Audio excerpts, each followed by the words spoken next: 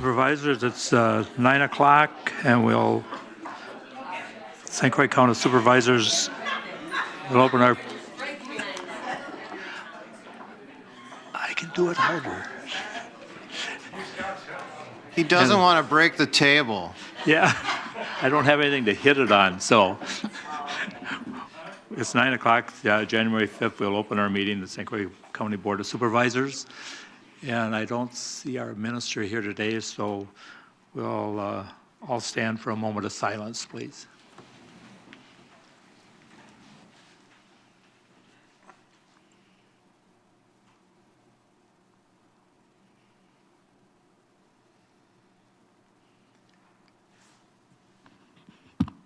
Thank you, everyone. Now we'll have a pledge of allegiance, please. I pledge allegiance to the flag of the United States of America and to the republic for which it stands, one nation, under God, indivisible, with liberty and justice for all. Thank you. Roll call.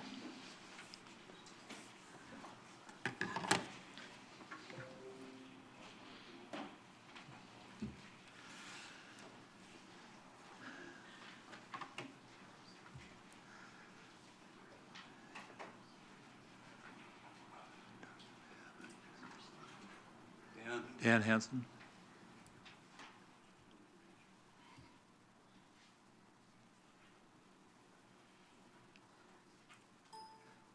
And we have 2 missing today, and otherwise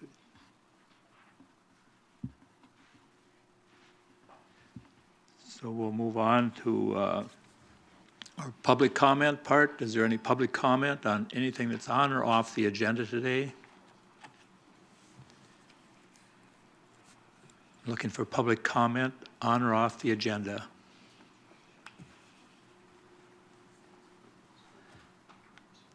Third time, is there any public comment for anything on or off the agenda? Okay, thank you. We'll move on to our consent agenda. Do I have a motion to approve the consent agenda as presented today? Okay, Supervisor Ring and Supervisor Babbitt, second that.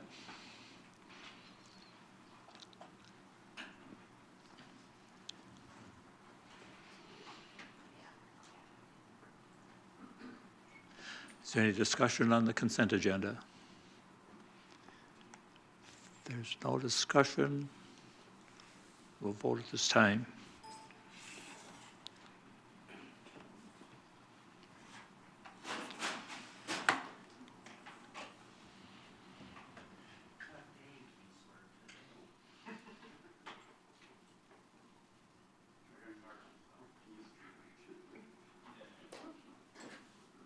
That was all yeses. Thank you. This time we have presentations. So our Administrator Thompson. Thank you, Mr. Chairman, members of the board. Happy New Year.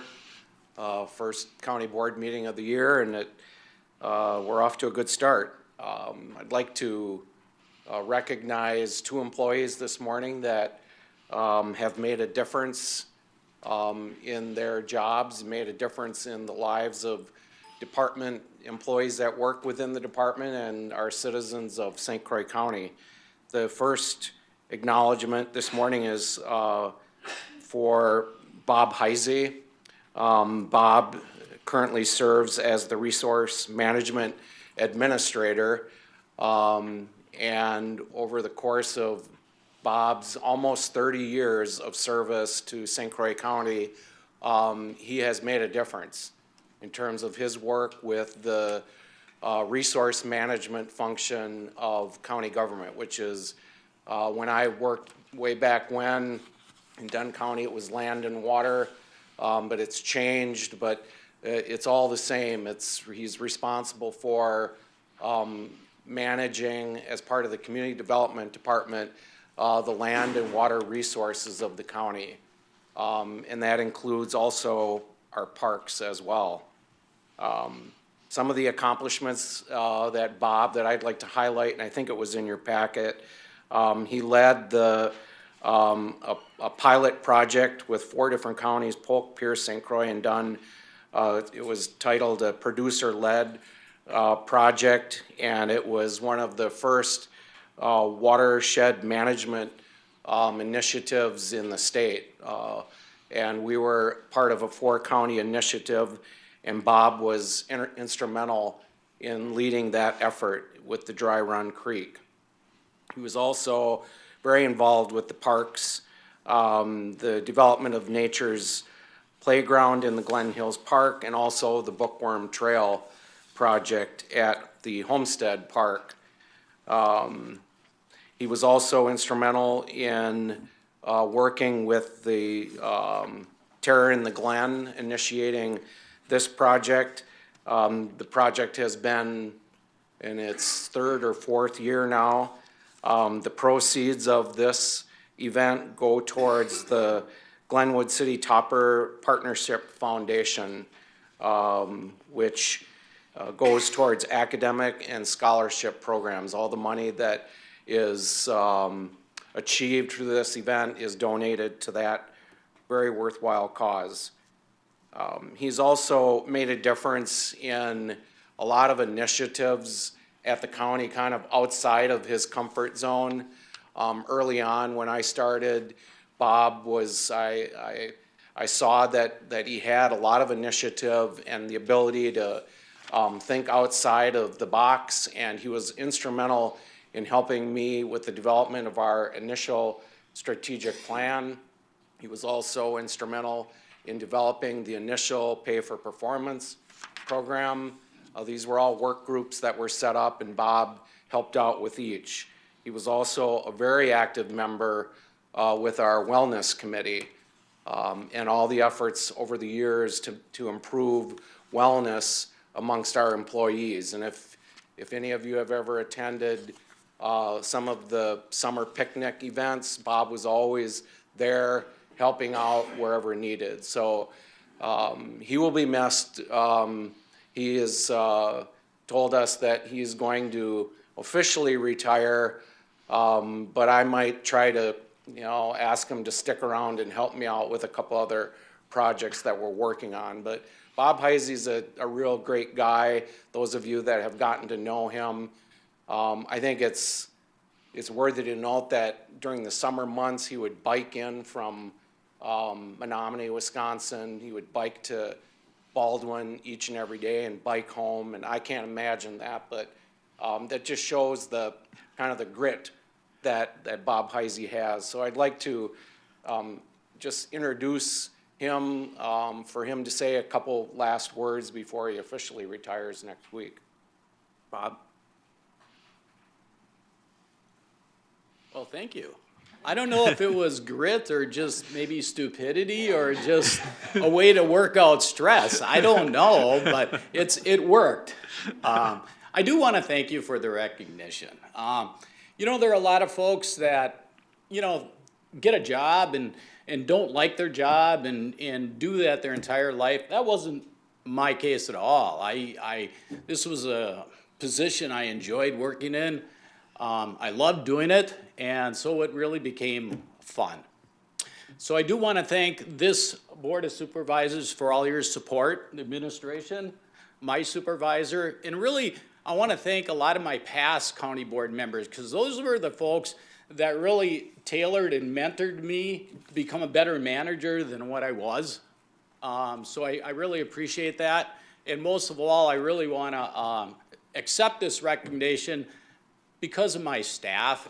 I mean, they really made my job easy and made coming to work fun. So I do want to accept that recognition on behalf of them and including them on this. So thank you.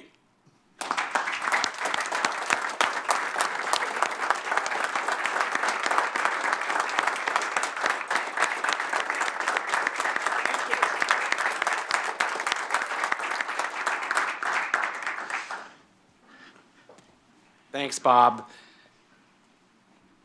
Oh, okay. Yes, thank you. Thank you, Jill.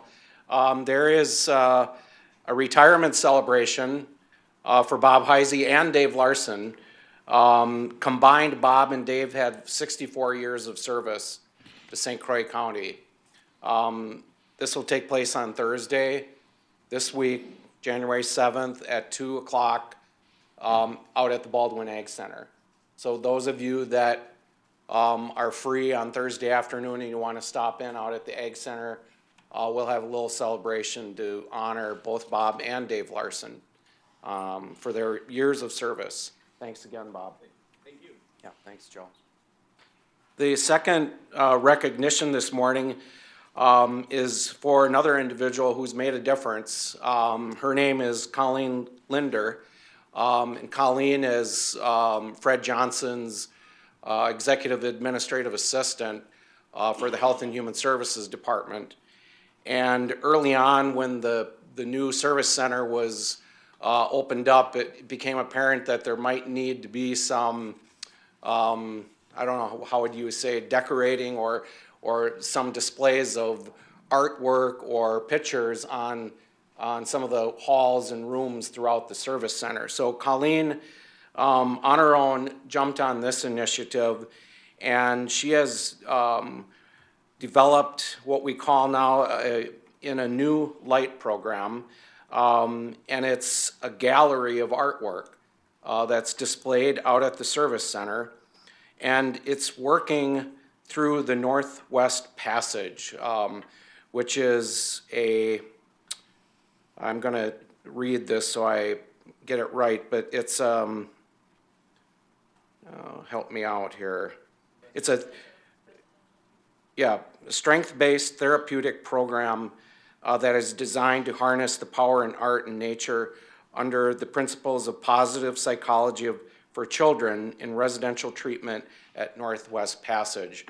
And so those of you that are out at the service center and you walk through the facility, you will notice displays of art. The current display is called The Art and Nature of Healing. So Colleen took this initiative on her own, and I think it's worthy of recognition because she didn't have to do it. She wasn't really asked or charged to do it by Fred. She did it on her own because she cares. And so she's made a difference in the lives of the staff that work there and those citizens that come in to the center for services. So we'd like to honor Colleen with a certificate and present this to you, Colleen.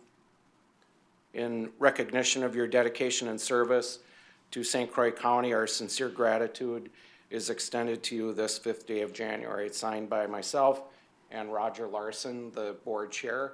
And I think Fred and Colleen have a couple samples of some of the artwork that is displayed.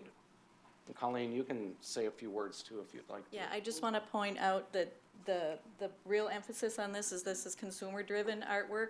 So this is the residents, the teens, juveniles that are at the facility, and Northwest is one that has come up with this.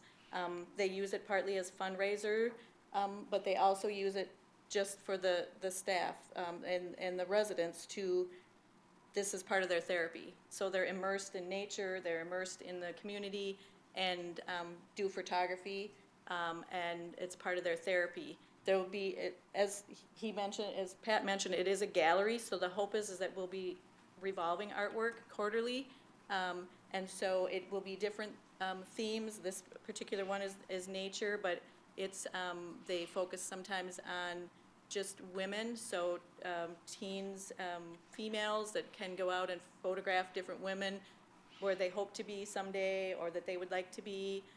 They sometimes just do poetry, so that it will just be displaying poetry. But each picture, each photo comes with a who did it and a little bit about them.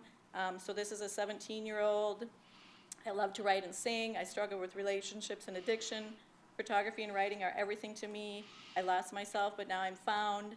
So there's and I just love it, is what she says. And so each of them have a little something that, so that, there's just a variety of ways that display it. This is a 15-year-old from Madison, and so we're fortunate that it's consumer-driven. really fits in our facility nicely. So my hope is that it will continue. I want to thank facilities for putting up with me with taking up and putting down and taking up and wanting it to look perfect, because I'm kind of that way about artwork. I want to thank them for their work, and then just Fred and Steve for letting me keep rolling with it. And I just knew that at some point we'd find something that would fit, and I think we found it. So thank you.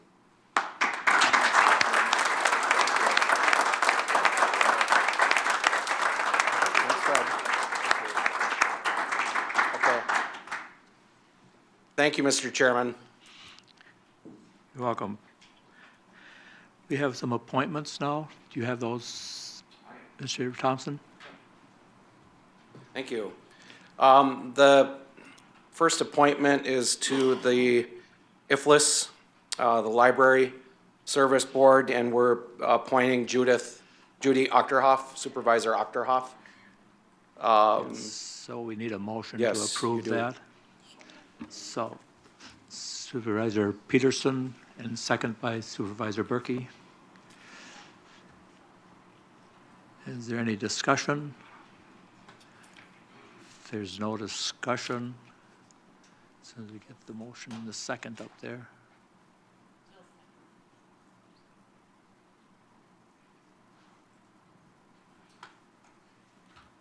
So if there's no discussion, none, we can vote at this time on it.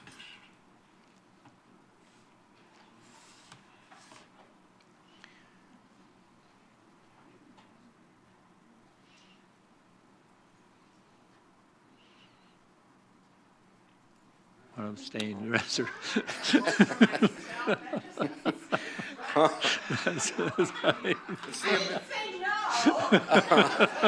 that's, you guys. Isn't that the American way? Right. I was hoping for a unanimous vote, So was Judy. I. That's my goal, to have unanimous votes on all my appointments, so. Yep. Yeah, motion to reconsider. No, I'm kidding. Yep. All right. Okay. Well, thank you. The second appointment is to the director's position for the finance department. I don't need to introduce Bob Middett to the board because all of you know Bob. Actually, Bob has been serving as the interim finance director since April of 2015. Bob initially interviewed for the job when it was open back in January, a year ago. He was a group of about 9 individuals who interviewed, and he was a close vote, but it was, we were looking at another candidate at the time. That person dropped out, and it immediately became apparent to me that Bob Middett, for his work in the department, deserved the opportunity to demonstrate his leadership and his skills in managing the finances for the county. And so we made the interim appointment of Bob Middett last April. He has served admirably in that role and has achieved everything that I have asked him to set out to do. He got us through a pretty tough budget process a couple months ago, and he continues to work diligently on the capital improvement financing plan, which has been before us a couple times now, and we're going to be talking about it a little bit later today. He's got a lot on his plate. He demonstrates full capability to manage the finances, and he demonstrates leadership in that area. So it gives me great pleasure to recommend the appointment of Bob Middett as our new finance director, and we'll finally take the interim tag off of his title. Thank you. Thank you. Need a motion. Supervisor Osnes, second. Supervisor Peavy. Is there any discussion? If there's no discussion, we're ready to vote.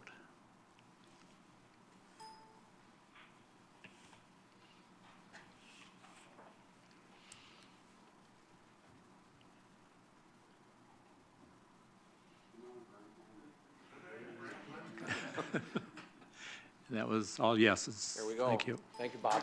Congratulations. Good job. You want to say anything, you can. Well, I'd just like to thank all of you for your vote of confidence. I love the green color on there. And I've been here for about 3.5 years now, and I've enjoyed every day of it. And I'm looking forward to continuing on for some time to come here. So I've got a lot of things to work on, and I'm looking forward to working on all of them. Thank you. Thanks, Bob.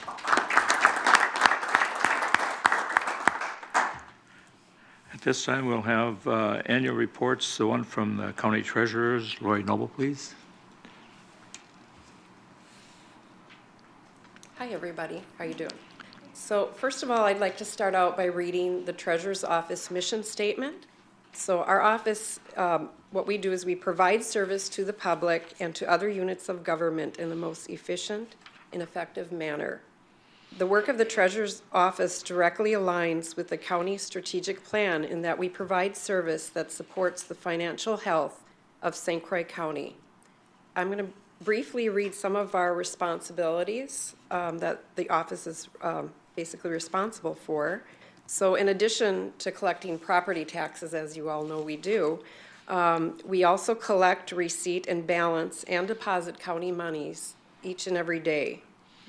Also, our responsibilities include certifying the tax roll, calculating and printing tax bills, and also we maintain all the records in our office, and we look for ways to electronically file these files as they accumulate, and then also record destruction. So we need to be aware of the state codes in that and make sure that we're maintaining those records. So also each and every year in September, we print and process what is called the sale book. So this past September, we issued certificates that were actually less than the year before. So we had almost over an 18% reduction in certificates that were processed. So that's a good thing, because that means that we are, as people pay their taxes, the certificates drop off. So we're seeing, because the economy is better, that these certificates are being issued less. So that's a good thing that we're seeing. Also, just to move down to the goals that we achieved this last year, we provide electronic or scanned copies of daily deposit receipts, basically to the Health and Human Services Department, Community Development, and Highway. So again, we're providing electronic copies of receipts now, and we're looking to do that more and more with other departments to save on paper, be more efficient. So we're looking ways to reduce that and be more efficient. Also, this last year, you were well aware of that we sold the land in the city of New Richmond, and we did utilize, Cindy did utilize the Wisconsin Surplus online auction efforts in doing that, and the Treasurer's Office did carry this on their books for a few years, so there were a lot of certified notices that were mailed and a lot of upkeep on that for a few years. But we're glad to see that that property was sold, and through the collaborating efforts with Cindy Campbell and Scott Cox, we were able to get that back on the tax roll this past year. So also, knowledge and information sharing. I just wanted to briefly touch on, we do collaborate with the finance department to streamline daily accounting and tax receipting activity, and we also do this to ensure checks and balances within our departments. So that is something that we try to be more transparent, and then also make sure that we're balancing with each other's departments. Also, in the item under knowledge and job sharing or information sharing, we provide service to taxpayers in a transparent, more transparent way, citizens, and also to the local 35 local municipalities. Other accomplishments this past year, we continue to provide services to taxpayers in the county by being responsive to citizens' needs, by developing structured payments for delinquent taxpayers. We also provided information up for available funding to low-income taxpayers to help pay or curtail their balances on delinquent taxes, and also for home repairs. There's one situation where we did provide information to a taxpayer who had repairs done on her septic tank. So that offered some information for her, and that worked out quite well for that situation. Also, this past year, and then I'm going to give a short demonstration, we now have a separate link out on our website that, let's see, we'll bring that up here. Yep, okay. So on the right side here under quick links, you'll see we now have a separate link for tax information online. Before it was also linked in with land information. We thought it would be a better idea to separate those. So if you click on tax information online, it opens up to a web portal that is now run through GCS, our tax collection vendor. And then I'm just going to put a parcel number in here. We'll take a look at what that looks like now. And also, the information out on the website is now real time. So there's no more waiting 48 hours to wait for that payment to post. A lot of times we'll get phone calls, people say, well, I made that payment, how come it's not showing out there? So now, when you go out here, you're gonna go click on taxes, and then you'll see where there's a breakdown of your tax amounts and where the amounts are going to the schools. Also, you can click down on this drop down, and it gives the actual breakdown to each taxing jurisdiction. So you'll see here we have the technical colleges, St. Croix County, and the state of Wisconsin. Also, see on the bottom here, we have an area where a lot of times banks will need payoffs for balances, and they'll call our office for that. They don't need to do that now. So you'll notice on the bottom here we have, you can put a future date in and recalculate. It'll give you a payoff in the future. So again, it's more user-friendly. There's a lot more information out here.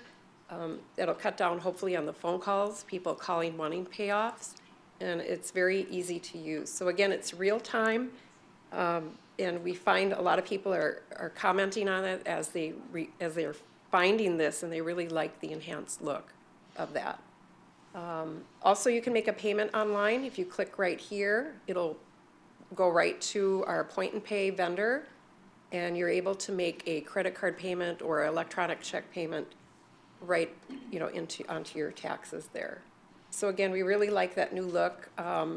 What happened was we found out that some of the information out on the website wasn't updating timely, and we're not sure what the issue was, but within 24 hours, within the assistance of the IT department and GCS software, our tax collection software vendor, we were able to get this going within 24 hours, because once we printed those tax bills, people were looking for that out online. We're not sure what occurred. We still don't know what occurred, but we had to do something.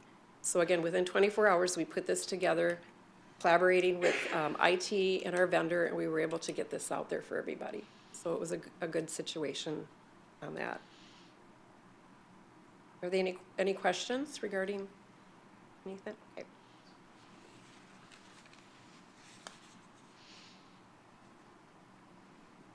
So some of the goals and objectives that we're looking for in the year 2016, future collaboration with IT, finance, and GCS to transfer data to real estate collection programs, from the real estate collection programs into Alio. This is a goal to improve our efficiencies and eliminating double entry, which we're doing now, and it's a lot of time to do that. So we feel that this will ensure stronger internal controls within our department and cut down on a lot of the accounting processes. Also in the next year, my office has set a goal to research 40 acres of what we're calling contaminated commercial property land located in the town of Hudson. There's about 40 acres out there.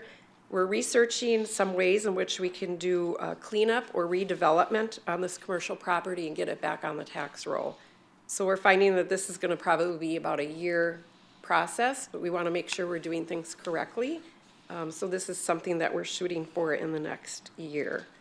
And And by doing this also, it will increase the financial health of the county once we can clean the property up and get it back on the tax roll. So in ending, I'd like to give a special thank you, well, not only to IT and their help in a successful 2015 tax bill printing season, Mary Vadness for ensuring that the treasurer's office was a priority during this time for any issues. We like to recognize Annette Massey and other IT staff for their quick response in assisting with our department in getting that web portal up and running. Also to Jim Ellsbury and his staff with the transition from the new security office or room on the first floor, and then providing our office with a little bit additional space so we could give that room up for the checkpoint, the security checkpoint area. And all of this couldn't be done also in my office without the support of my staff. So I'd like to recognize Denise Anderson, my first deputy, my second deputy, Kate Jennings. They work really hard. We field a lot of calls, especially during tax season, and we handle it with I handle it basically with just the 2 staff members and myself. So I think we're doing a pretty good job with everything that we do in providing service for the county. Thank you. Thanks. Thank you.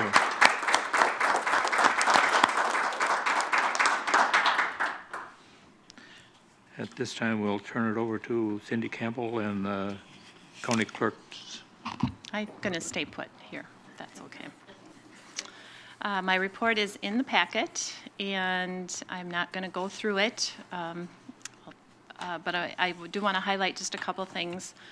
The major accomplishment is the replacement of election equipment in 2015 to be used in 2016. I did set up one of the systems. It's right behind Kara. It's the county system. And I can tell you this has been a long, long process. And I started working on it in 2014 to get money in the budget for 2015 to purchase the equipment, keeping in mind that the municipalities purchase their own equipment, but I've coordinated the purchase. And I reached out to the municipalities to get commitments to replace the equipment. The system that we currently had is 15 years old, the optical scan, and the touchscreen system began in 2006 to meet the requirement of the Help America Vote Act. And we're replacing both systems with this purchase. So the municipalities have been great to work with. They all committed to purchasing new equipment, and my goal was to get uniformity through the county because we didn't have it before. We still had 5 municipalities using paper ballots plus the touchscreen. And then the rest were using optical scan. City of River Falls and the Ward 3 in the village of Spring Valley of 3, 4, 6 voters, I don't remember, stayed with the Pierce County equipment. So I reached out to a couple vendors. We've had demonstrations. Last January we had a demonstration. One of the systems we were looking at wasn't certified until this summer.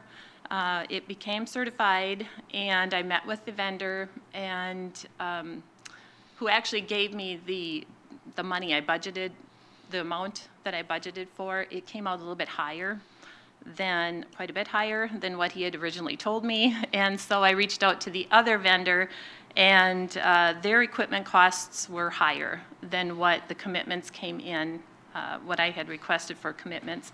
I worked with this vendor, and we got things down to where it could be under those committed dollars by the municipalities. So it's been a long process, and I'm excited to get this system up and going. I have a lot to do yet on my end.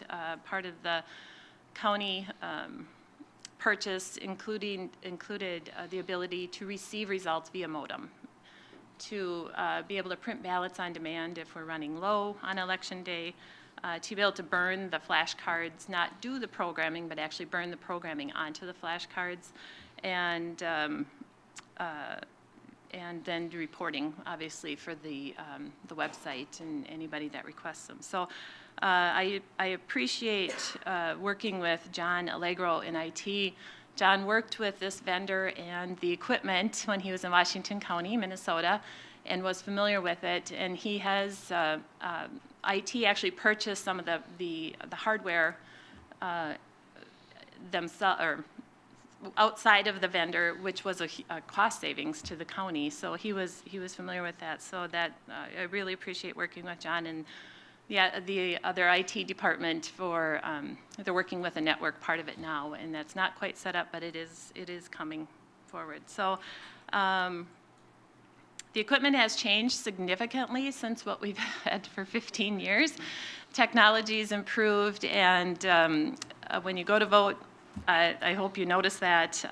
Like I said, we had 2 systems that replaces our current system. That is the optical scan system, the DS200. The Express Vote is our ADA compliant system. It's the touchscreen. What a voter will do on that is they'll get a piece of paper to run through, vote on it, pull that paper out, and be able to run it through that system along with the other ballots that the polling places will have as well. So one total from each polling place modemed in, and that's what I really was trying to achieve throughout the county. So with the exception of River Falls, they'll be calling in their results yet, and so, because hopefully they'll switch over sometime. So it's been, like I said, it's been a long process, and I'm glad we're finally here, but it's still a lot to learn on my end and get the network part up and running. But I anticipate a primary in February, and usually they're a low turnout, and that would be also a good practice for us countywide. So, so with that, that's the equipment part of it. The other change that we're running into the state is implementing My Vote, which is replacing the statewide voter registration system. We currently serve 17 municipalities to do their voter registration service. And so that program is changing, and again, a change in January for us that we have to be trained on. And the state has, or the GAB has guaranteed that this transmission over to this new system will be smooth and all the data will carry forward. But if you've been through a change like that, you kind of have some concerns about that. So hopefully our data is good, and we'll be able to print poll lists for the February election, assuming we're going to have one. And so again, something new that we have to that will take place in January. With the elections, today is the filing deadline, 5 p.m. A lot of you have asked where we're at with the county filings, the county board supervisor filings. I can tell you we have received filings in every district, not necessarily completed, but there is a deadline of 5 p.m. today. One incumbent has filed a non-candidacy, and Travis Schachner, District 1, filed his non-candidacy, and that deadline was the 28th of December. He filed it on the 28th. I have not heard from one other incumbent, and I'm not sure if that person is going to file. They can't file a non-candidacy now. If they do not file by 5 p.m. today, that extends that filing period 72 hours. So the deadline would be Friday at 5 p.m. for that district if this incumbent does not file today, just so you know. I try to keep this up to date, and I was meant to post it online, but I just haven't gotten a chance to do it. I sent it to Judy late yesterday, Judy Whiff, and she's been calling, asking for it, and so I will have an update today, obviously. So, tax deed property, Lori had mentioned the sales of that we had in 2015. We sold 241 tax deed lots, and that was through the bidding process, and the majority of that was the 2 subdivisions in the city of New Richmond. So that was a long process. It was a lot of work. I appreciate Scott Cox's help with that process, and it's nice to have that one back on the tax roll. I currently am holding two parcels or two tax deed properties right now, waiting for bids. One is still in Richmond. Willow River Bluffs is held by tax deed right now. And then there's a lot in the Village of Baldwin right now. Other than that, we're working on another round that I received files from the Treasurer's Office for more tax deed properties, so never ending on that. The other change, I'm going to go back to elections, is the campaign finance laws. We've had some significant changes, and they became effective January 1st. The forms that you filled out for your campaign registration statement are not up to date. They were in 15. They are not up to date right now. The threshold has increased with respect to contribution limits and receipt. And so I do have some information, a link on the website to that, but I will be sending out information to those who are currently have active currently file campaign finance reports. I think I have 4 active and 2 committees, and there's been some changes on my end for that, which I'm not going to go into detail, and so I'm working through that as well. And so with that, I just have any questions on anything, elections or tax deed? We've processed over 5,000 applications in our office in 2015. That's a lot. That's just a lot of applications. Passports are big. Last week, when we can expect this when there's families on off school, planning for spring break, we had at least 40 applications every day. And we take the photos now, and so we did is stand at the counter last week, and it's okay. So, but it's a lot of people, and they call for information, and so I do appreciate what my staff does. They are they are more patient than I am with the public, I have to say. Amy and Patty have worked with me for each to about 12 years now, and they're just amazing. Amy will always have things done before I ask, and you can't ask any more of that. So we've worked together for so long. It's great. Patty's patient. She works so well with the public. Sarah started in July. She's got a banking background. She's a whiz in Excel. I just can hand things off to her, and she can put things together for me. I'm just so happy to have them. I want to thank the county board, administration committee, IT. They're just so great to work with. Chair Larson, Vice Chair Osnes, Scott Cox and his staff. Also facilities. I work with Dan quite a bit, and he's always setting up these rooms and checking in with me and making sure everything's right. He's just so helpful. So that's all I have for now. Yes. I have a question about the process related to the tax deed property.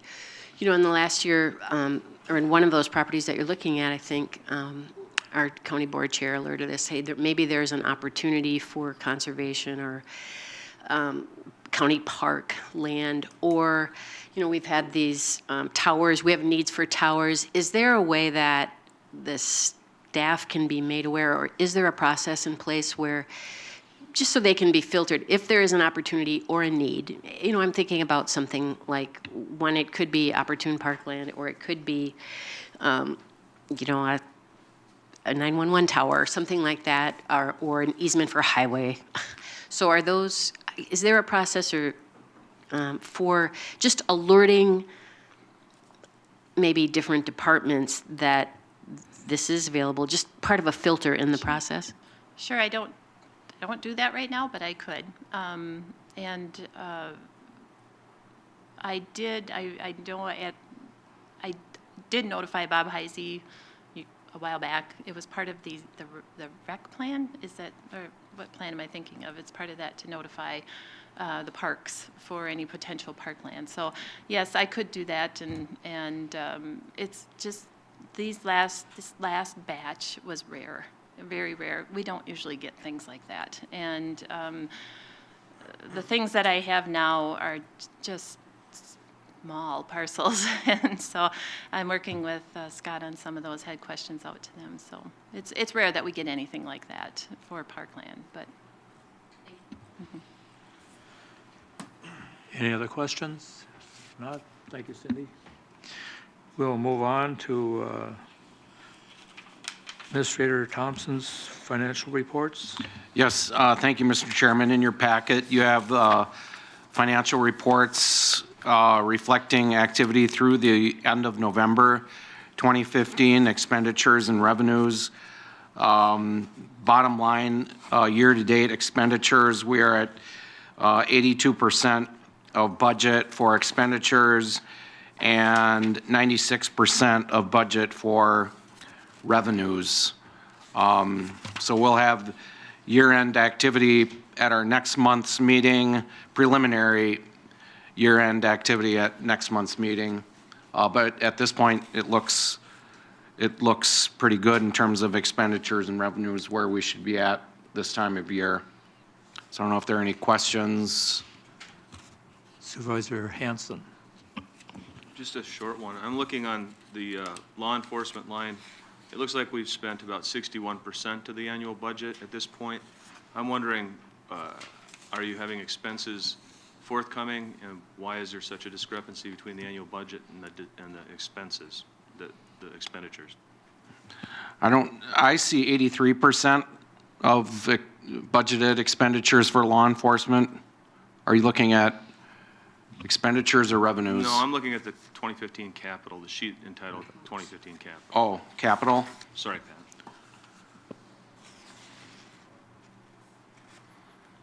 Pat. We show 379,000 actual compared to budget of 619. I don't know, Bob or Sheriff want to speak to capital expenditure purchases.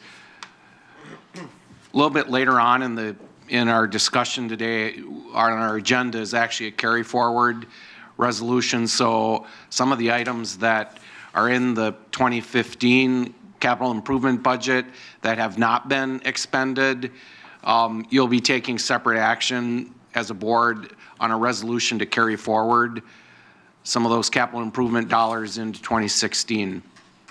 Sheriff? We may account for some of those dollars in the fact that our jail central remodeling project, which was a large portion of that capital expenditures, there are still some expenditures that have not been paid yet. We're waiting on those final walkthroughs, the final project sign-offs to be able to voucher those out and get those folks paid. I think that's going to be the largest portion of what you're referring to. And then as a rule, just so many of you who've worked through the process with me in the past, even on our capital expenditures where we can, because our business is so reactive, I guess I'll call it, I tend not to spend those dollars until the end of the year if I can, to be able to then compensate if we get a large case that has a lot of expenses, then we can manage financially through that, hopefully. Yep. Any other, Supervisor Dr. Hoff? Just a clarification, hopefully, on page 46 under revenue fund 131 land and water, it's only been 6%. Is that because of grants and whatnot that have not come through? We show an annual budget of 297, year-to-date actual 18. I'm betting that you're correct, Supervisor Ochterhoff, that reflects some grant dollars that have not come through the books yet, but I guess I would defer to maybe Ellen or Bob on that. But I think you're probably right. Oh, thank you. Ellen stepped out. Oh, there she is. Ellen, land and water revenues, do we expect some additional grant monies to come through the books towards the end of the year? We show a budgeted revenue of 298,000, and year-to-date, we only show 18. So I don't know if something is still coming through the pipeline. We did receive some money recently. There should have been, I'm not sure what the last date of this report is. It's through November, but So there should have been some additional funds. It does come towards the end of the year. Whether we will get the full amount that was budgeted, I can't say for sure. I do know that the land and water accounts, grants have been reduced. So I'll have to double check that. all right. Thank you. Any other questions? All right. Thank you, Mr. Chair. Thank you. Yep. We will move forward to our business items. Item number 1 is ordinance repealing and recreating Chapter 1 citation ordinance of the St. Croix County Code. So we have a motion to move forward on that.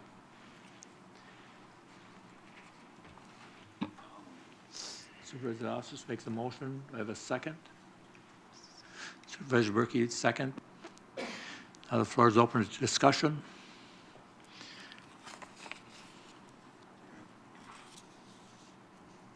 Is that part of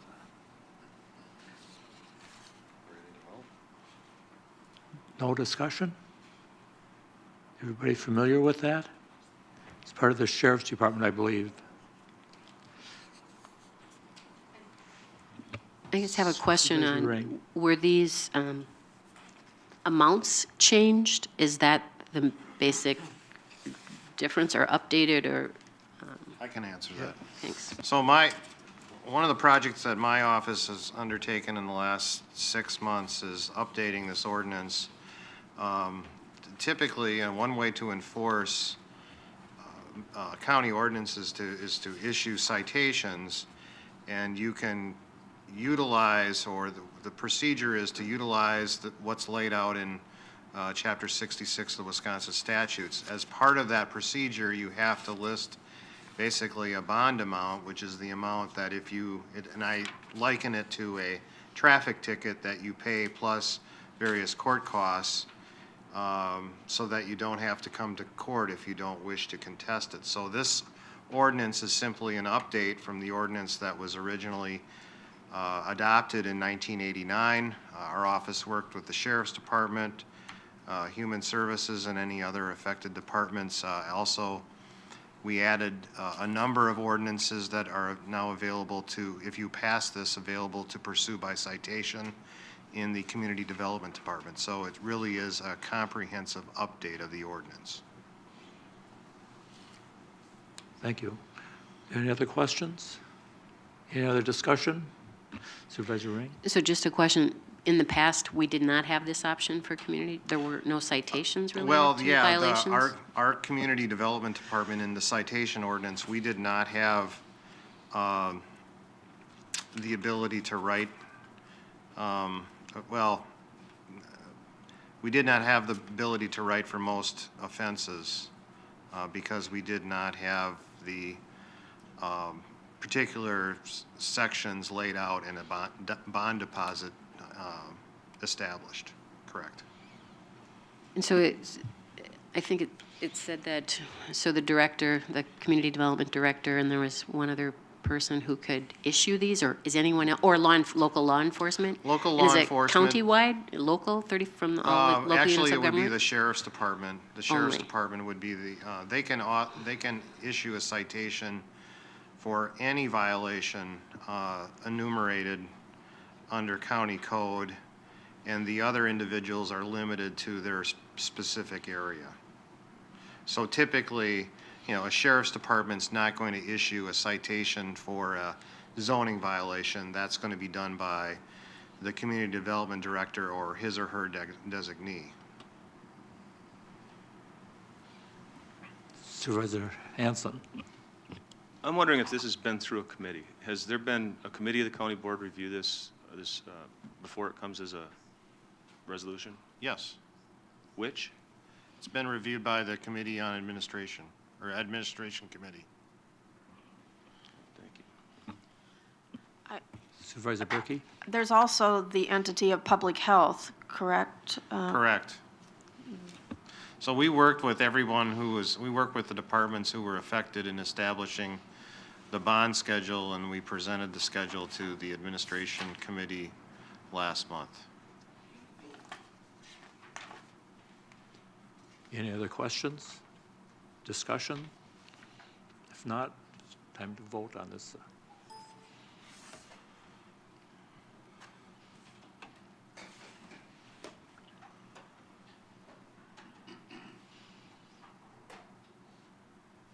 Thank you. That was all yeses on that. Number 2, we have a resolution accepting a donation of $300,000 for the therapy pool and increase the health center project budget. I'd like to make a motion to approve. Motion by Supervisor Keister, second by Supervisor Peterson. Any discussion? Supervisor Babbitt. Thank you, Mr. Chairman. This resolution has come to the full county board from the HHS board. We met early this morning to make sure that this was ready to go for whole board consideration. I'm looking at Cindy Campbell, though, because something happened within IQM2, which is, okay, had to do with my signing off on that and making it Yeah, official so it could it'll be come. fine, but there were no changes. Okay. Correct. Is that correct? Right, there were no changes. This is a resolution that in part at least reflects a tremendous amount of work being done to some degree behind the scenes, in the sense that it's not publicly known all that much, in particular by the ad hoc Health Center Construction Committee that's been doing a tremendous amount of very good work in support of the Health Center project. And I do want to recognize this morning a member of that committee, Suzanne Van Mille, who's here with us this morning for doing yeoman's work in particular on this grant. This is a significant step forward in the Health Center project, and will allow for the Health Center to have a really unique therapy pool addition up there. So HHS board was very pleased to unanimously support moving the resolution forward to the full board. Thank you. Any other discussion? Supervisor Berkey? I, too, would like to commend the committee and especially Suzanne Van Mille for her work toward this. You know, this is a pretty rare occasion to have such a proactive individual in your community. She happens to live in my township, so I'm especially proud of this. And I also, a therapy pool was very instrumental in the care and therapy for my father, who was a stroke survivor in a different state. And so I've been kind of following this along, and I know that Suzanne doesn't expect a lot of accolades, but I would like for us to give her a round of applause. Thank you.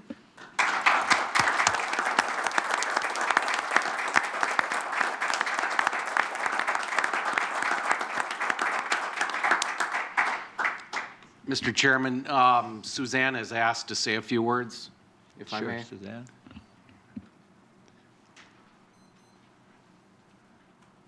Well, I'd like to briefly say that there were more people involved in this than just myself, who critiqued and gathered information and collaborated on this grant.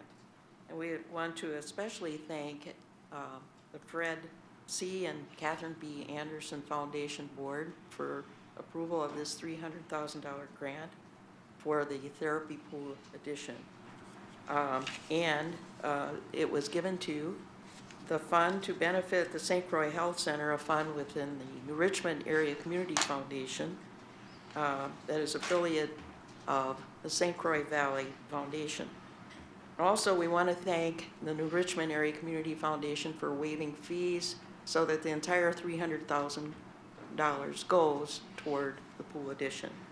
We want to thank our members of the fund also, as I stated, for their help and others. There's a great need for additional aquatic therapy in St. Croix County, and this grant will allow the St. Croix Health Center to move forward on this project. will serve not only residents of the new skilled nursing facility, but also other residents of any age in St. Croix County.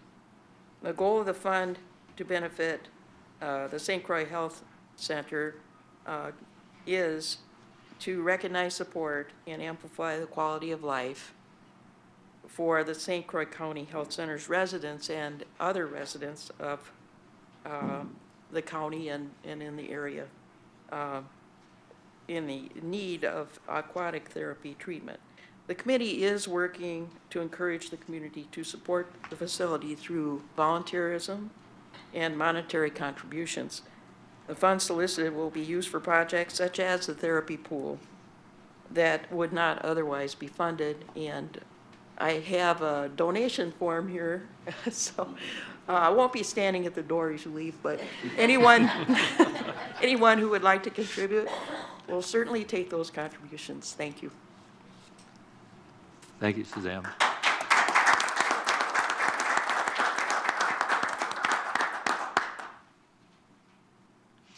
Is there any further discussion?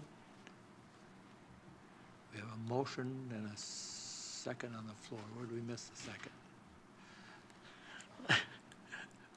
And if there's no further discussion, we're ready to vote.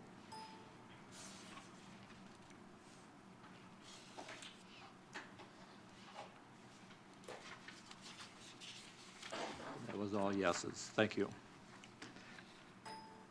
We're down to our number 3 action item, which is resolution approving grant application from the Snowmobile Trail AIDS Program.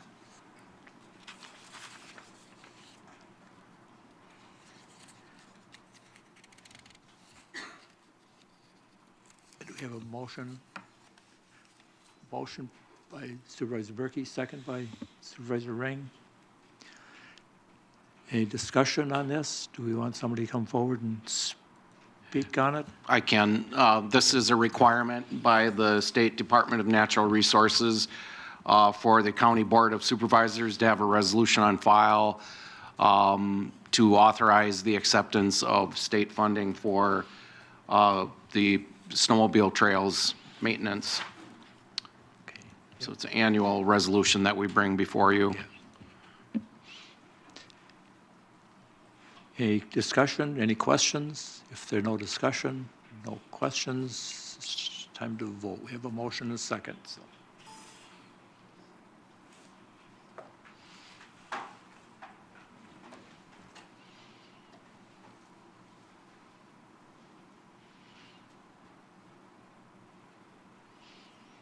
And that was all yeses. Thank you. Our number 4 item is a resolution opposing Senate Bill 326, Assembly Bill 429, affecting child welfare practice. We have a motion from the floor. Motion Supervisor Babbitt, second by Supervisor Nelson. It's open for discussion or questions. Supervisor Babbitt. Thank you, Mr. Chairman. This is a resolution again passed to the full county board from the HHS board. In a nutshell, the proposal included in Senate Bill 326 and Assembly Bill 429 has to do with changing very long-standing practice within child protection, among other things, regarding how reports are handled once they're made. So, for example, if an individual calls the child protection number and makes a report, there's a long-standing process in place having to do with how that report is handled internally, including, in many cases, filtering out reports that, in the judgment of the very skilled staff in child protection, does not rise to the point of needing an investigation.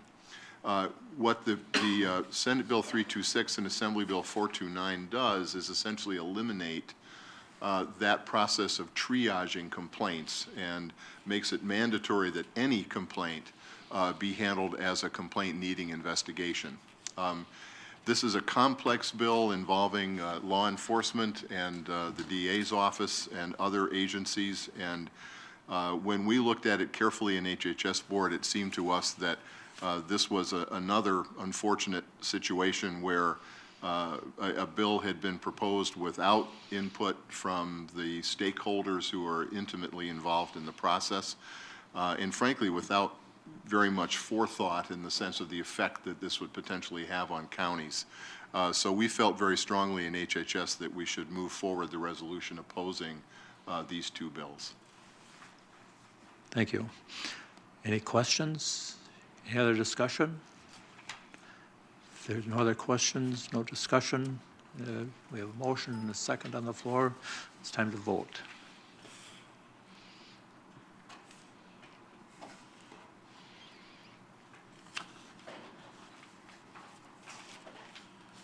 Thank you. That's all yeses.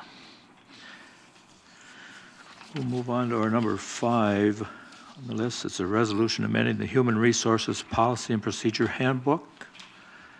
Article 1, Objectives and Scope. Article 3, Classifications Plan.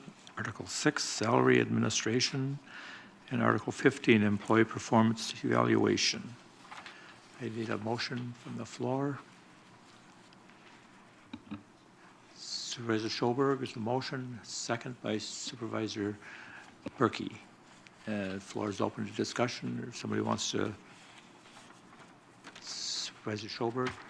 This matter came up at Administration Committee meeting last month, and we're proposing it now to the full board. Behind the scenes, Scott Cox and his staff, together with other staff members, reviewed the existing handbook, and as you know, we made some changes with pay for performance and other changes in light of Dr. McGrath's study. And so many of those were incorporated into the new handbook. It's not fully complete. This document's never going to be done, if you will, but at least it's an improved product for our new human resources person to take over, rather than having something that's already out of date. She really will have now a little bit better plan to go forward with. We'll still expect her comments and criticisms about the handbook, but at least it's in better shape. At least that's the opinion of the Administration Committee. And I just ask Scott Cox to make a couple comments about it too. Yeah, this is not considered to be the end-all complete changes that may be required. A group of employees, managers, one representative from the Staff Advisory Committee got together, and our focus was mainly on the changes that the McGrath study would require, being that, at least for the time being, pay for performance would not be implemented, and that people would receive pay increases, or employees would receive pay increases based upon satisfactory performance. So that's what the changes primarily reflect. I do have a comment about the first change on Exhibit A and a suggested amendment. After I communicated, I spoke with Katie Thermos and had an email exchange with Kim Dupre. They had a suggestion, which I agree with, under the first article that is proposed to be changed. In the last sentence under Article 1, where it says employee group representative, that definition, I would suggest the following change, that the first word representative be stricken, and that in the last clause, the word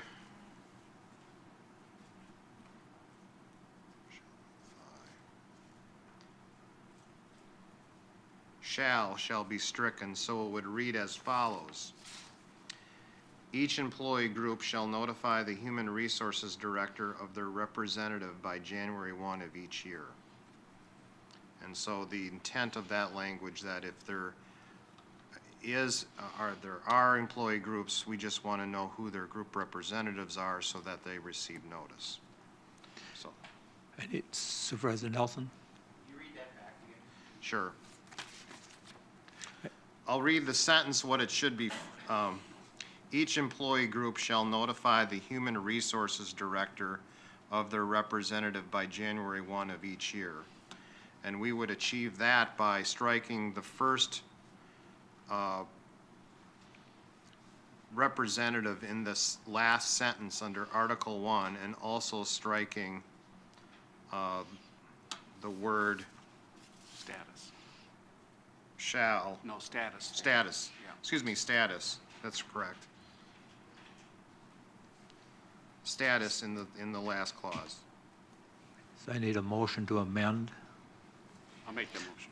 So Supervisor Motion to Schoberg made a amend motion as to amend. read by Scott Cox. Okay, I need a second. Supervisor Peterson, second that. And I also need a second from Supervisor Berkey on the first motion. Supervisor Osnes? Scott, then my understanding is everything under this exhibit, we're going to eliminate the word representative all the way through? No, just there. Okay. The last sentence,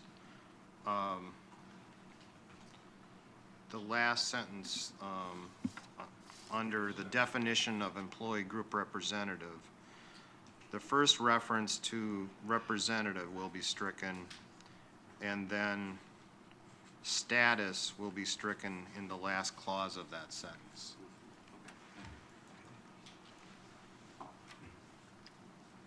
We have a motion and a second to amend the resolution in Article 1.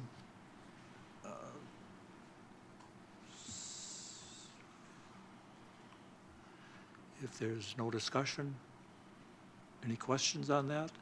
If there are none, it's time to vote on the amendment.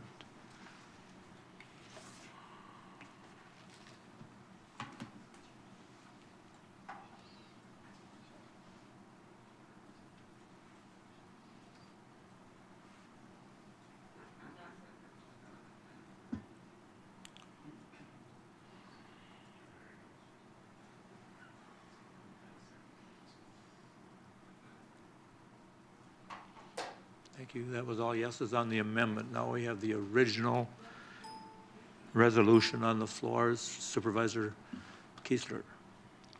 I'm wondering if this is an old exhibit.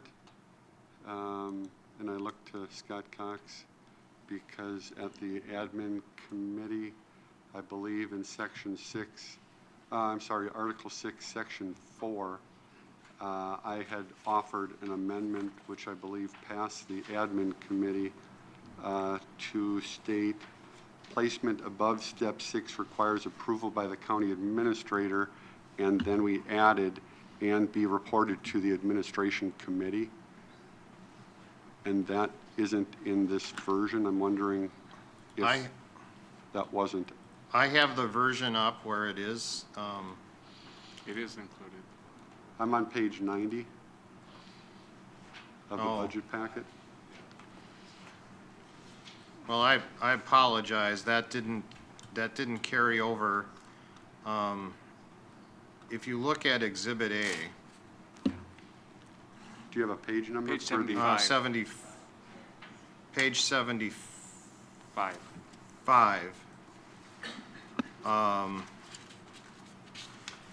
There is the corrected language, and shall be reported to the administration committee. It says Article 6, Salary Administration, Section 6, amended to read as follows. Thank you. Yep. Supervisor Doctoroff. I have something similar in the fact that on page 75 under Article 6, it says that, well, what on page 91 under Article 6, which is easier,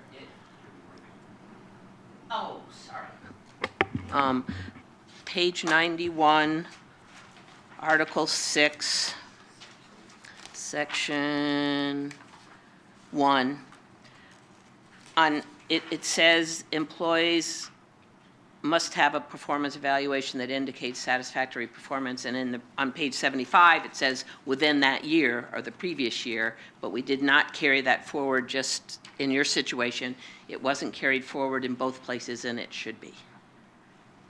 Am I making sense? Yeah, actually, it's Exhibit A controls, so, for whatever reason, the entire handbook wasn't changed, and they will be changed to reflect what's on Exhibit A. I apologize. Okay, thanks. Any other questions on this resolution?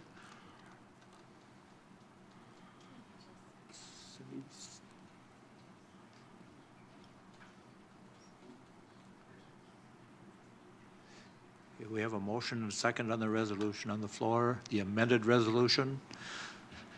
If there's no further questions, no discussion, it's time to vote on this.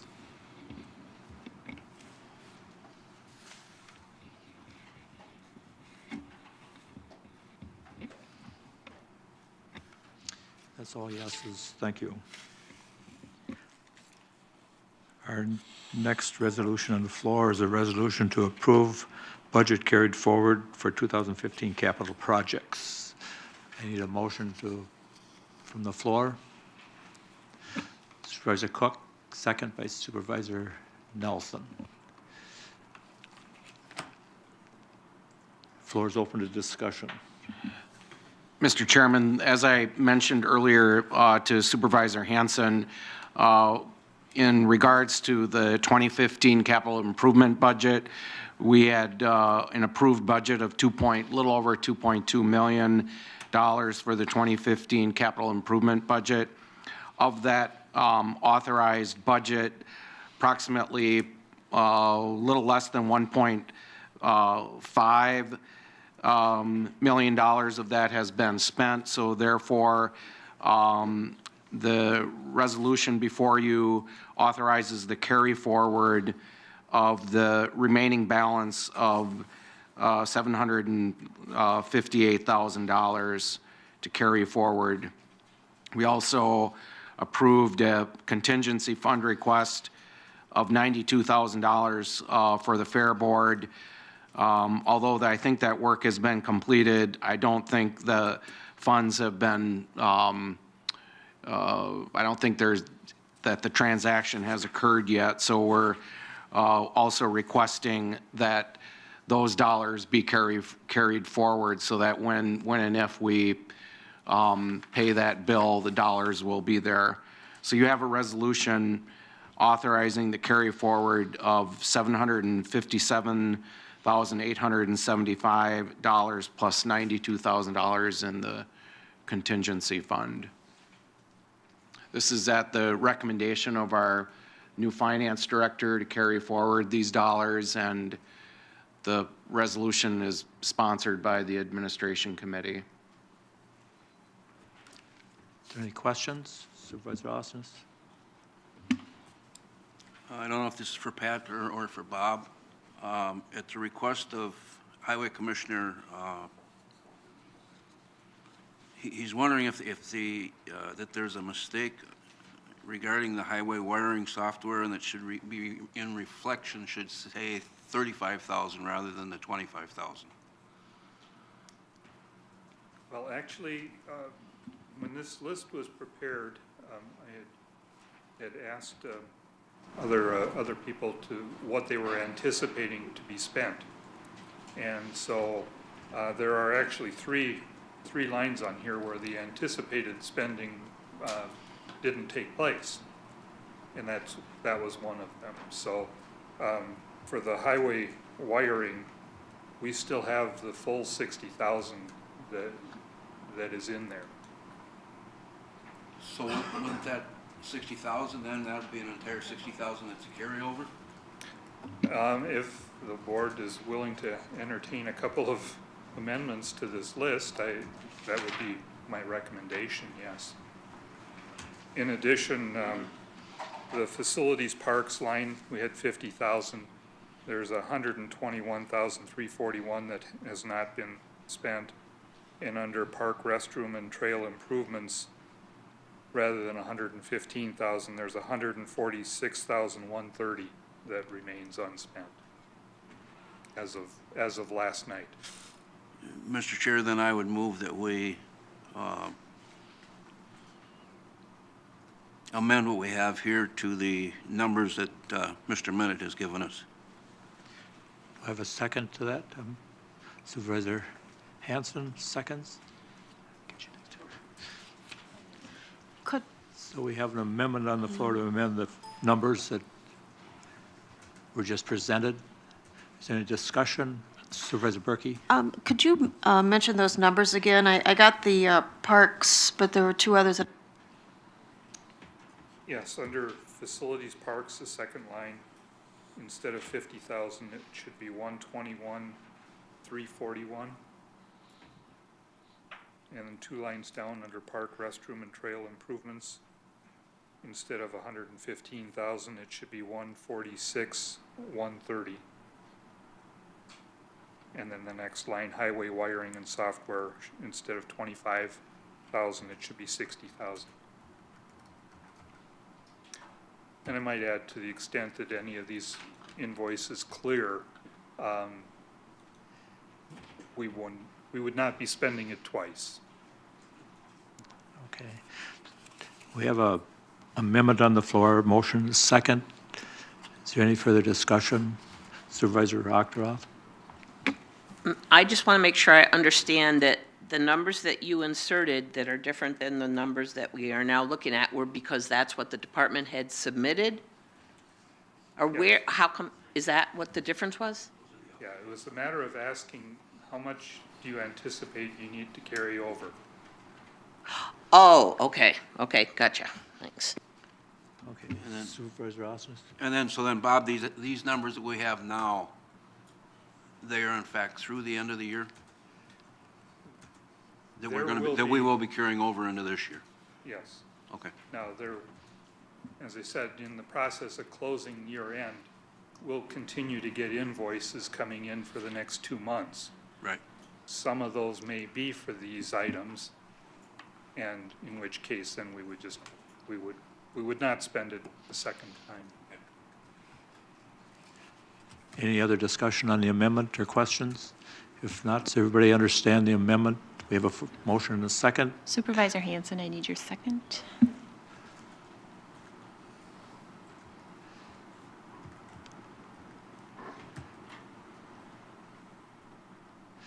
Okay, there's a motion and a second on the amendment.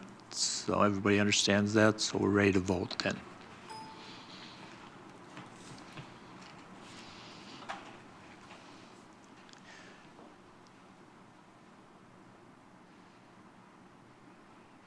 That's all yeses on the amendment. So we go back to the original resolution, which has been amended. And are there any questions on that? If there are no questions, we have a motion and a second on the floor. Yeah.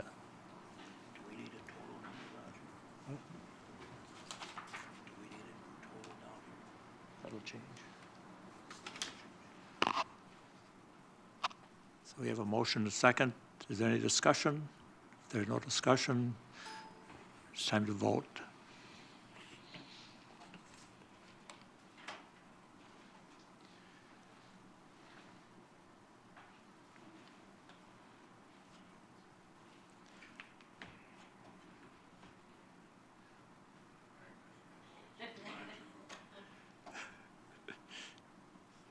And that was all yeses. I will ask the board if they would like a 10-minute recess at this time. So if everybody's okay with that, we'll take a 10-minute recess. Thank you.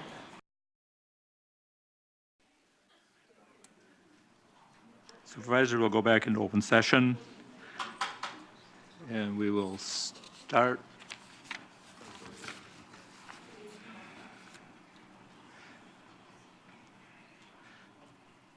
with a resolution approving the purchasing policies. I have a motion from the floor, Supervisor Scholberg, second by Supervisor Berkey.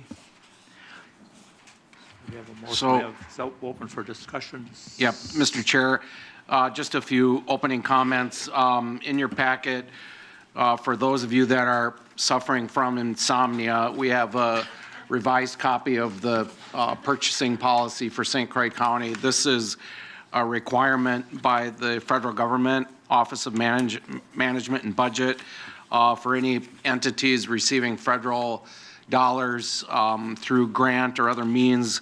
You need to have a purchasing policy that abides by the restrictions outlined by the federal government. So a staff team of the finance director, highway director, and a couple other management staff have worked together on developing a proposed policy that's before you today.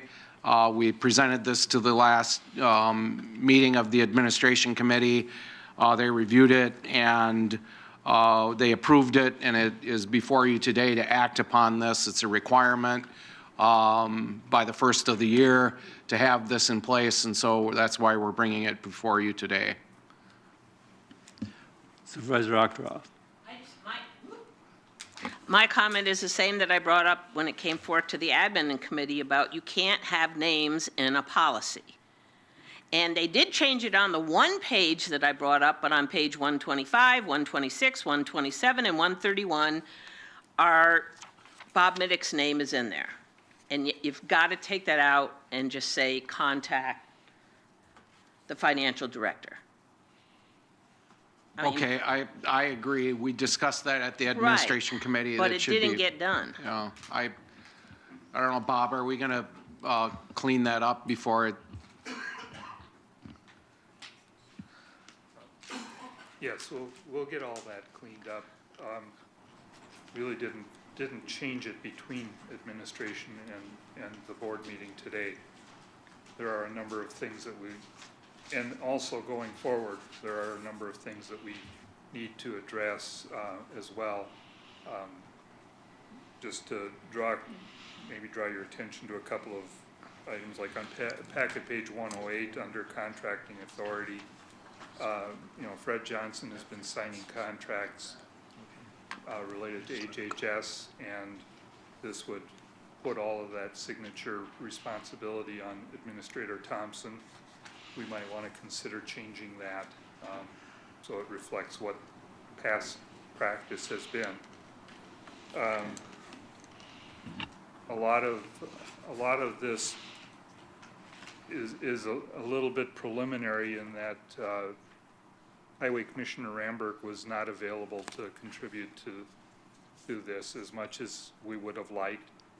And, he has also pointed out on a couple of, on packet page 113, right up at the top, it refers to payment in full must be made to the county within 120 days. I think we'd like to see some discretion available to the highway commissioner to decide at what point non-payment is a problem and when it's got a very reasonable explanation. So some things like that we know we need to clean up. We also needed to meet this deadline from the Office of Management and Budget, so. Supervisor Peavy. Yeah, following up on Bob's comments and talking with Mr. Ramberg and Dave Osnes from the Highway Committee, I have a couple amendments that I would like to make that kind of follow Bob's comments here. And if I could, if you can bear with me as I do this. And this first one's just a comment on packet page 107, page 6 of the document. It refers to the department purchasing agent, but yet later on in the document, it refers to the procurement specialist. So I think we need to clarify that term, and I don't have a particular way to do that, but just that comment.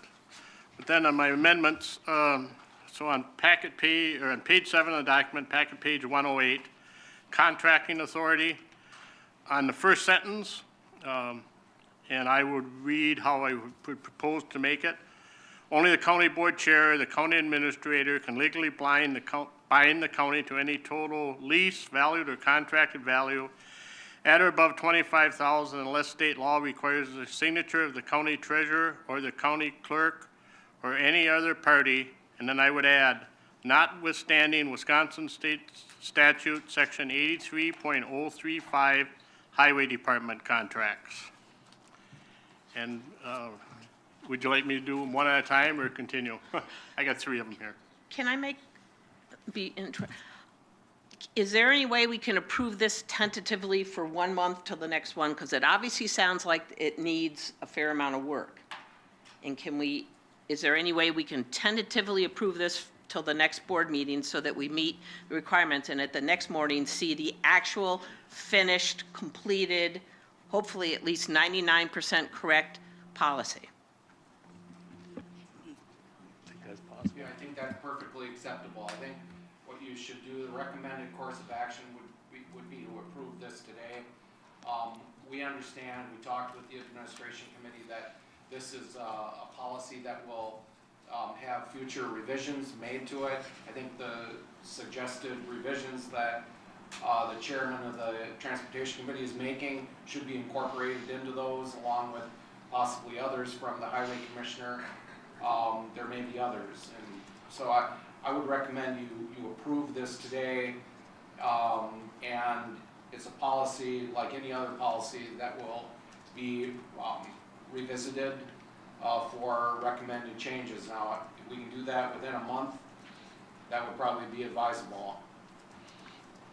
Supervisor Peavy? Yeah, my concern and my reason to making these amendments is Commissioner Ramberg was concerned that he would be in violation of this policy for the month of January, and he doesn't want to be there. And he couldn't be here today, he's on vacation. So the 3 amendments I got are just his concern to get it through until it's revived, that he didn't want to be doing anything in violation of policy. So that's where I was headed with the 3 I'm doing. We all understand that this is a document in works, but the 3 I'm suggesting are ones he wanted to make sure that he wasn't in violation. Okay. Finish your 3 then. Okay, and then on page,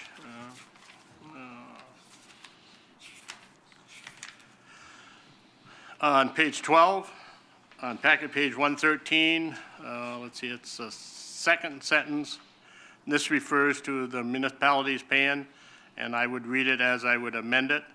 If a municipality fails to make payment in full within this time, the highway department may not undertake any further work of any type or furnish any road supplies or equipment for or to this municipality, and I would add, without the prior approval of the highway commissioner. In other words, if a township wants to do something, then it had to be approved by the highway commissioner specifically. The next one is on the next paragraph, and I would read it as I would change it.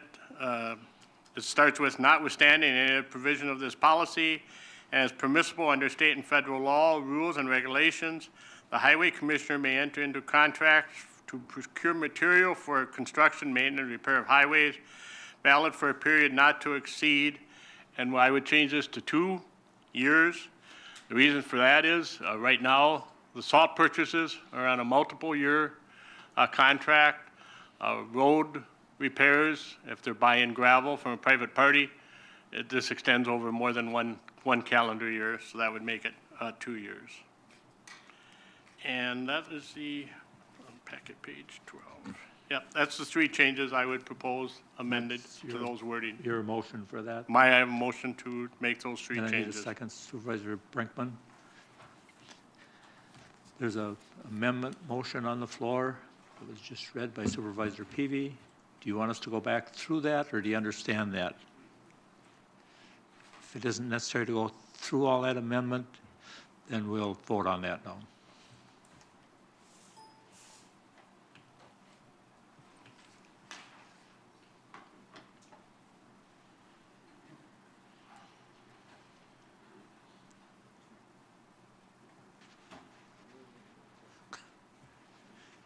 It was all yeses on approving the amendment. Now we have back to the original resolution as amended. Is there any more questions, or Supervisor Brinkman? My question is, why did this document come to us as it is today, not ready for the board? I'm at a loss here. I don't understand this. Could somebody explain why? Yeah, the Federal Office of Management and Budget now requires you to have a purchasing policy in place, they say as of January 1st of this year. And the requirement, just to back up a little bit, in the past, OMB, their threshold for auditing grants was any grant over $500,000. By increasing that threshold up to $750,000, they could cut back on a lot of their work. And what they did was they replaced it with a stronger emphasis on establishing internal controls over the grants. And so this purchasing policy is part of that strengthening of internal controls.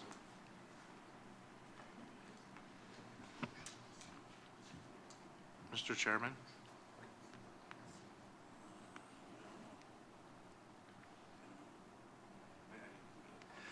Mr. Chairman? Supervisor Brinkman? That didn't answer my question. My question is, why wasn't this, when did we know that this had to be done? Is this something that came up the 25th of December? Or, I mean, I'm confused. It sounds like it was talked about 3 weeks ago in admin? We knew about the requirement, I suppose, probably in about October or November. And at that point, what we've had is a couple of different policies. One that was worked on 2 years ago by the Highway Commissioner and the Finance Director. Another one that came from our auditing firm, and that was a kind of a standard policy that meets OMB guidelines. And so what we've been trying to do is to mesh those two policies so that we could both meet OMB guidelines as well as have a policy that fit the needs of the highway department. So do we think by next month we'll have this completed? I think we can make a very good stab at it, yes. Part of the problem too was, like I said, we've tried to get a number of people together to work on it, and over the holidays, that was difficult, and also Highway Commissioner Ramberg was on vacation for a chunk of it, and he has a very major say in this policy. So I apologize for it. But it came up relatively suddenly. I know that 3 months notice doesn't seem real sudden, but we've been working on it.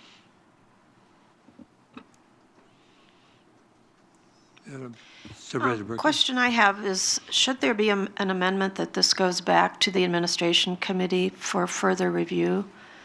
And at that time, an administration will, I'm hoping it'll be adopted today. However, in another amendment to indicate that this will go back to the administration committee with another document coming forth at the February meeting. So we have a motion on the floor. Do we have a second? I thought there was a second too. I didn't see that up there. I think you can direct it with. Say it again?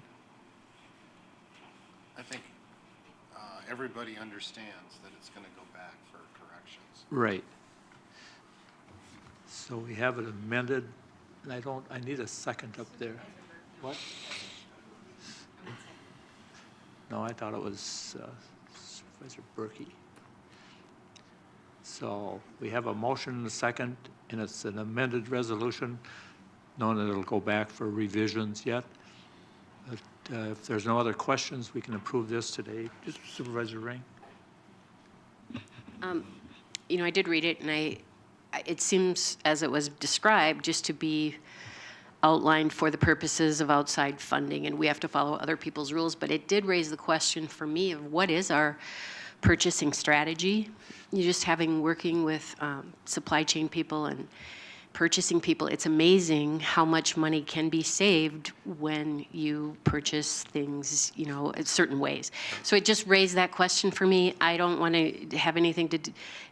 The policy is one thing. To me, it's like all these state rules that we have to just adopt because we're the conduit to the public. But maybe at a future meeting we could talk about how we do save money and what is our purchasing strategy. I don't even know. Do we have a purchasing agent? When you have an organization of 600 people and multiple departments, you know, I'm just hoping everyone's not purchasing common things separately. So that's just a question, and maybe there's a comment now or not. Okay. Thank you. Supervisor Hanson? Thank you, Mr. Chair. What I'm wondering, as this goes back to the administration committee for retooling, I'd like to see a definition of, are we, exactly what Agnes touched on, are we going to have a purchasing agent, which raises the questions of, are we going to add a position at what level, under what department, and under what committee? And I'd like to see all of those things answered before we actually vote on the final version of this. Okay, I don't have an answer. Supervisor Brinkman? My question would be, if we send this back to committee today, Scott, does that put us in violation of the federal law that Mr. Ramberg seems concerned about by formally sending it back to committee, or can we adopt it as is with the suggestion it goes back to committee for further retooling? My recommendation is that you adopt it today so that you're compliant, so that the county's compliant, and then we understand that it will be on the agenda at the admin meeting in January.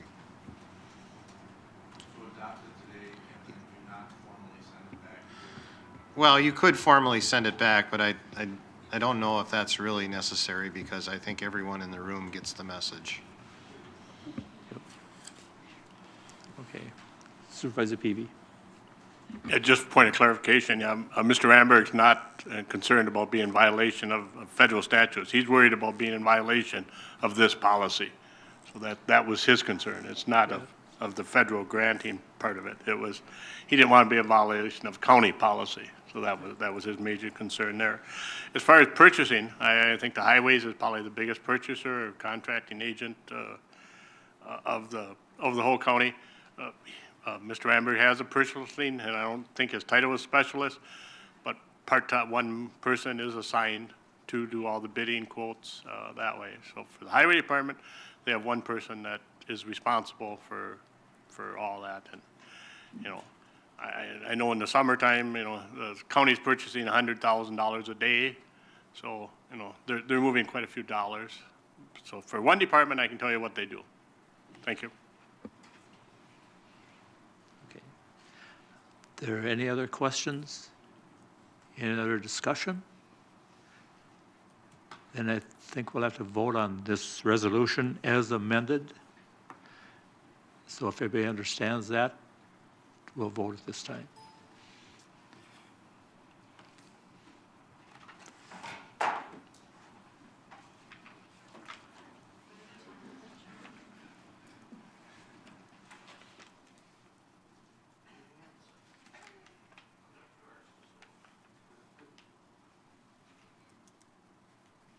That was all yeses. Thank you. We'll move on to our next resolution, designating Office of Corp Counsel as representative of the public interest in termination and, what? What did I miss? Fund balance. Oh, the resolution adopting change in fund balance? Okay. Well,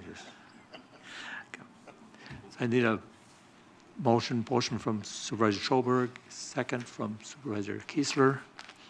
Are there any questions? Supervisor Hanson.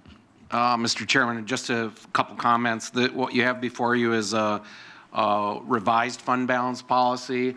It defines it complies with the new definition as recommended by GFOA. Mr. Chair, point of order. I had my hand up and you recognized me. I don't like being interrupted by the county administrator when I have a question. It's just a matter of procedure or policy. The policymakers get to discuss policy. Sorry, Pat, but that's... I usually try to introduce the resolution. That's all I'm doing, is giving a little bit of background, but if you don't need it, I won't give it. Well, I read it completely this morning, and I'm concerned that it establishes a floor in the fund balance. It does not allow for a firm ceiling, which means that it's an unlimited fund balance. And that, going into this is my concern, that we don't have an unlimited fund balance. What would be more appropriate is we come into compliance with the policy that we passed just last year, establishing the fund balance between 25 and 35%. So I know the new one is 35%, but that's a minimum, and there's no maximum on it. So Supervisor Schoberg? First, I'd like to hear Mr. Thompson's Yes. presentation, and then secondly, I'd like to comment, but I'll defer to Mr. Okay. Thompson. Thank you, Supervisor Schoberg. The resolution before you modifies the existing fund balance policy, coming into compliance with GFOA standard definitions for fund balance, which have changed. So it reflects those changes. It also modifies the existing language identifying the threshold for the fund balance. Currently, the fund balance policy states that the county will maintain a general fund balance of undesignated fund reserve of 25 to 35%. The revised language modifies the policy that states that we will have a targeted minimum of 35%. That is the major change to the policy. There are some other minor house cleaning changes to the policy, but really the focus of it is and this discussion took place at our budget hearing as to what the appropriate percentage of undesignated fund reserve. So the policy will change from stating a range of 25 to 35 to a minimum of 35%. And I don't know if Bob had any other comments on that, or turn it back to Supervisor Schoberg. Well, I guess what I would do is kind of call attention to that second paragraph in the introduction, and that's all added to the policy just to provide some context, some background. And to start out with, the fund balance, that percentage it's a judgment matter. Everyone has to kind of weigh the public policy of how much do you tax the citizens versus how much do you feel that you need to keep to protect the county. And so everyone's going to have a little different perspective on that.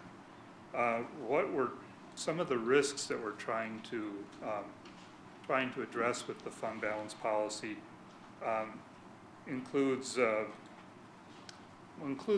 first off being prepared for emergencies. That how do you pay for the costs of a disaster? Yes, we go to FEMA for reimbursement, but it's reimbursement. Somehow we need to have funds on hand to do that. We also have an uneven revenue stream. Our property taxes come in at 2 times during the year, and actually in taking a little more look at it, in December of 14, we took in about $20 million. Then over the first 11 months of 2015, we had a net outflow of about 17 million. So now in December we're taking in a lot of payments again. What that what that does is that snapshot that we take when we determine what our unassigned fund balance is taken at the end of December, when we've just had this big influx of cash that's come in. So, I think when you start to look at it on a monthly basis, and it's very difficult to calculate what that unassigned fund balance is from one month to the next, but we do know that our cash balances go down over the course of the year.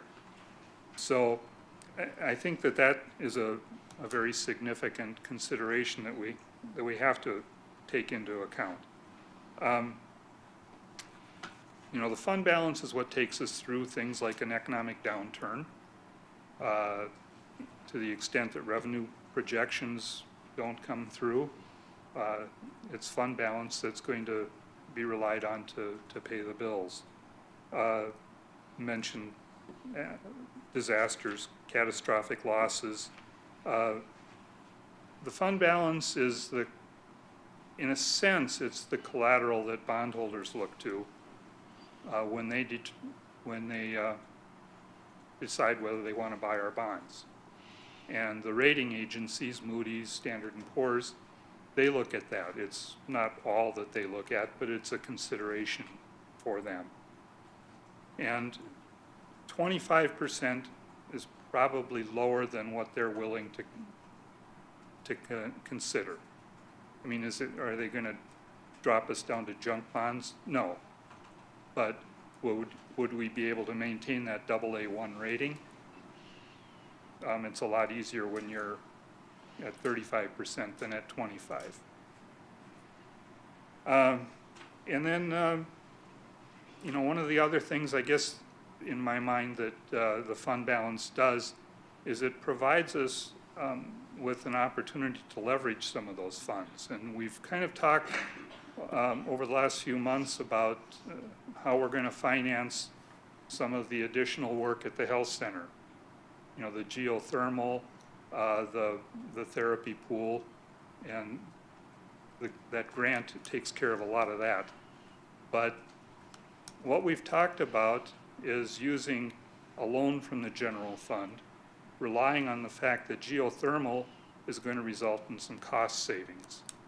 And we can use those cost savings to repay the general fund. Because we have some unassigned fund balance above that threshold, we're able to do some of those things.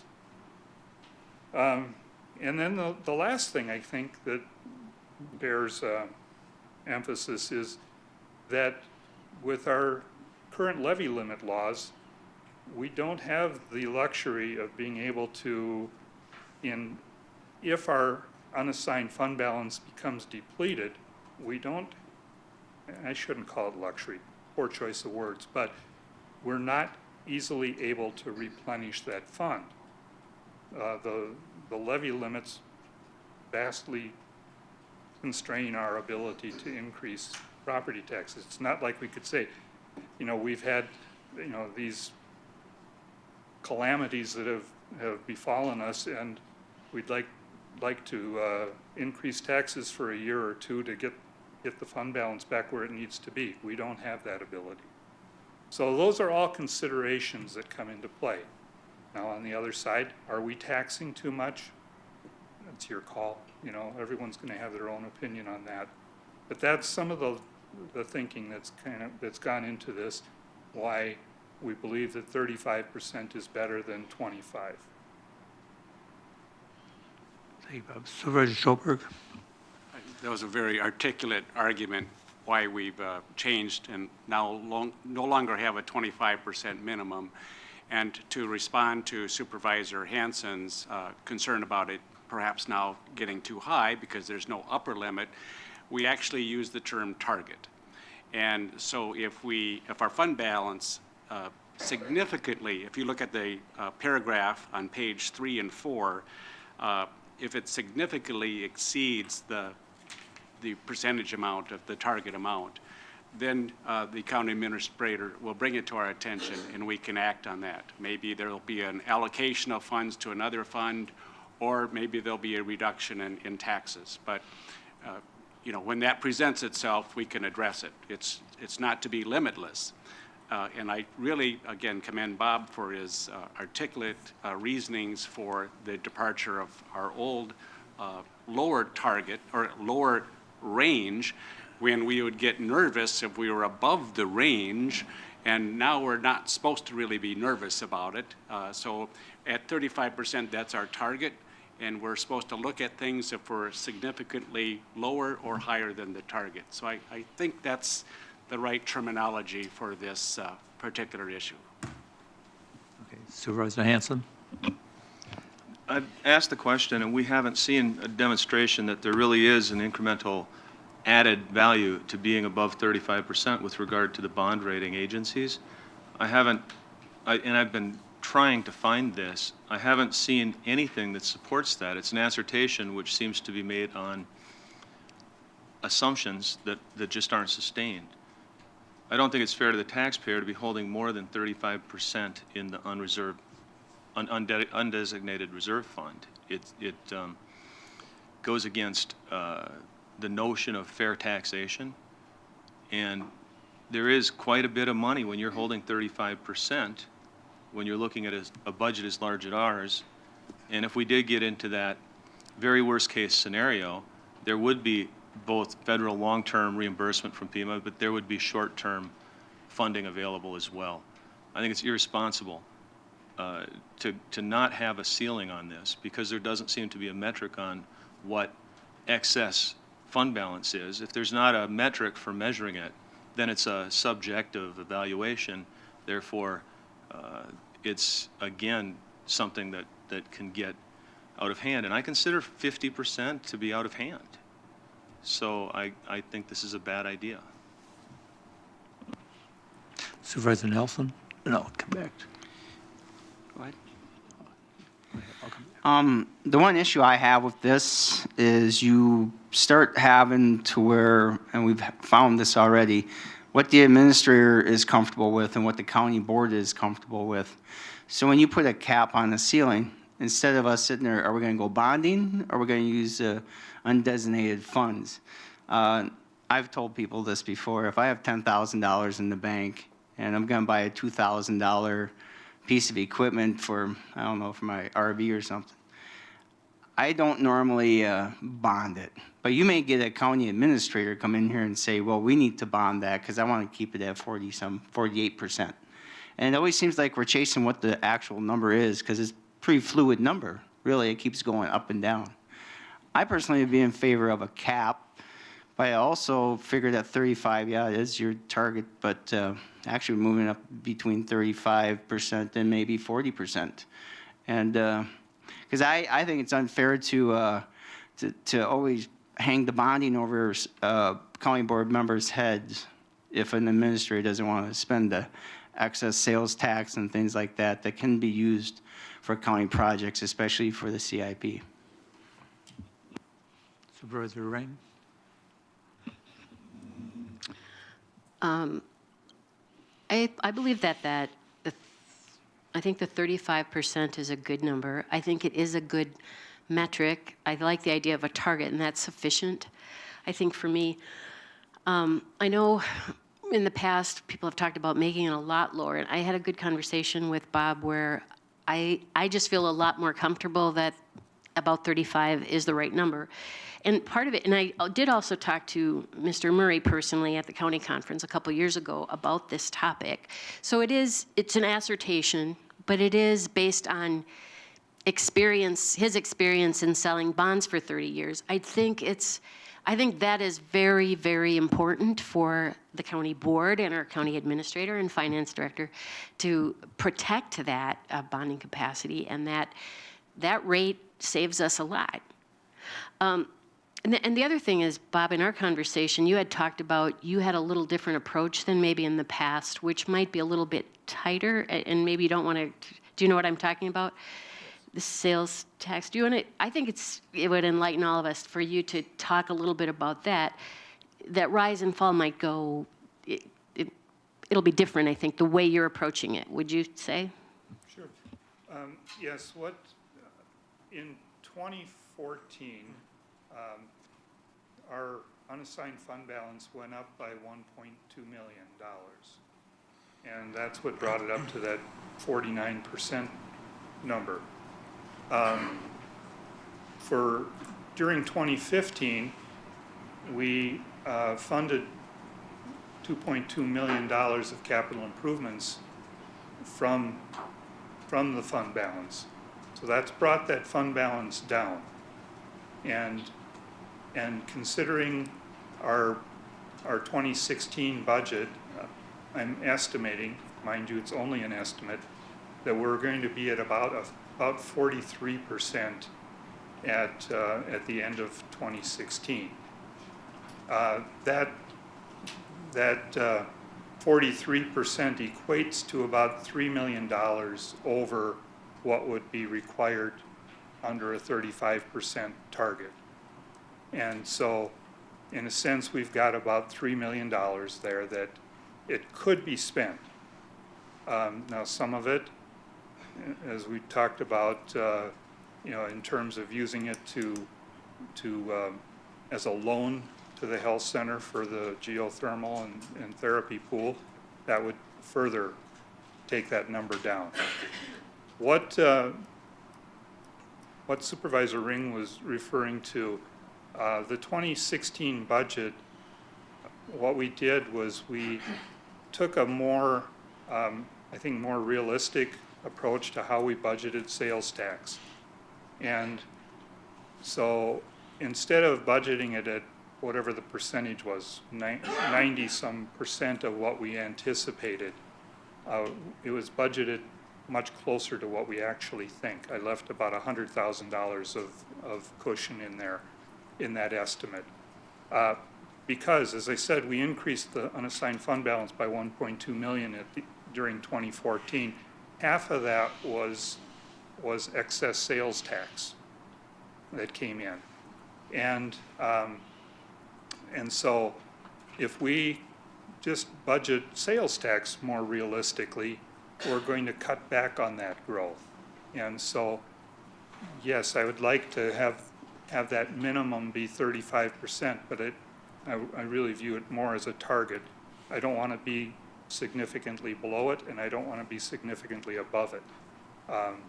And so what I would be shooting for is to try to get budgets ongoing that will keep us at that target, and as opposed to having these planned excess revenues that come up. Now we're probably going to add some more because I suspect that departments are going to come in under budget. They typically do. But I would hope that going forward we wouldn't be looking at a $1.2 million increase in unassigned fund balance. So something closer to maintaining an even balance would be my objective. Supervisor Kiesler? Well, we had significant discussion at admin committee about this, and Bob, you've done an exemplary job both then and now explaining why we need to raise the floor. When it's at 50%-ish, let's say 49, I was getting calls, why are we so far above 25? Well, 25 wasn't a healthy number. I think you've made a great case and made a great argument why 25, but everyone compares it to that. They don't compare it to the 35. They kept calling me saying, why are we 24% above? All right, not 14% above. Well, I think what we're struggling with is we want to somehow find an autopilot. Well, let's just put this budget on autopilot and no one has to worry about it and we can just keep on sailing and, let's take care of itself. That's not the way this works, folks. That's why we got 19 people here and administration sitting around the table, always asking questions. Are we at the right level? Are we at the right target? And that's how we settled on the terminology in the admin committee, was that at the end of the day, we just can't simply run an agency, a county this large, on autopilot. It's going to take those hard questions from our constituents. It's going to take those hard questions from us to our administration to always question, can we be doing something else than what we're currently doing? I think that's great discussion. So I think it's a bit nitpicky to try and sit there and find a ceiling because it's an unlimited fund balance. We've heard from our bonding individuals and from Bob and others that other counties in comparison can be up to 70, 80% above their budget. Well, we feel that's too high. We feel 25 is too low. So we settled at the admin committee as a target of 35, setting a floor, and with the understanding that we would always be monitoring and asking those very tough questions. Are we at the right level? Can we be doing something with this money? Are we overtaxing our constituents? Do we really need to bond? That's our job, and we're doing it. So congratulations. At this point, I would suggest someone either offer an amendment or we move on and vote on the current motion as presented. Supervisor Peterson. I support the work of the admin committee and the 35%. Okay. Any other questions? Any other? Nothing else? We have a motion and a second on the floor to approve this resolution. If there's no further discussion, we'll vote on it this time.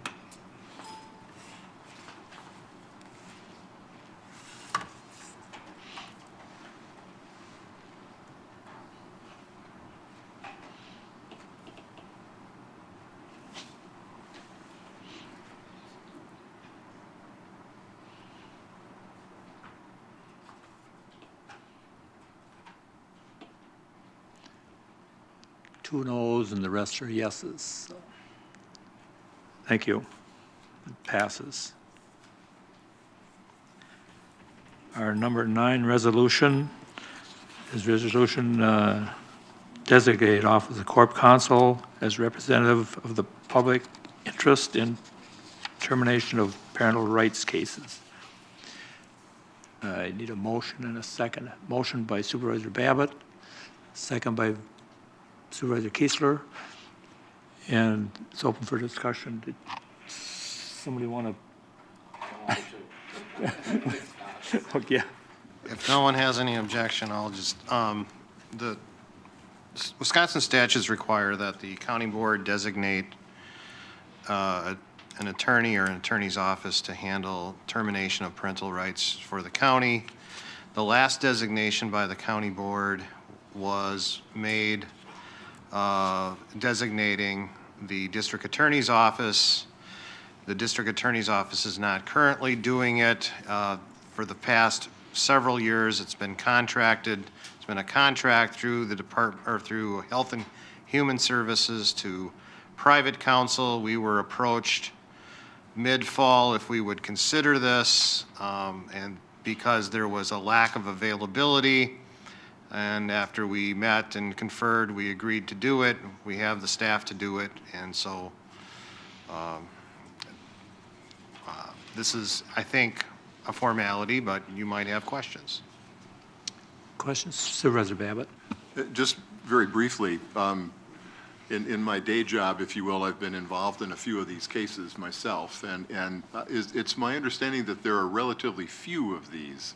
Is that right? I mean, do you have a number roughly?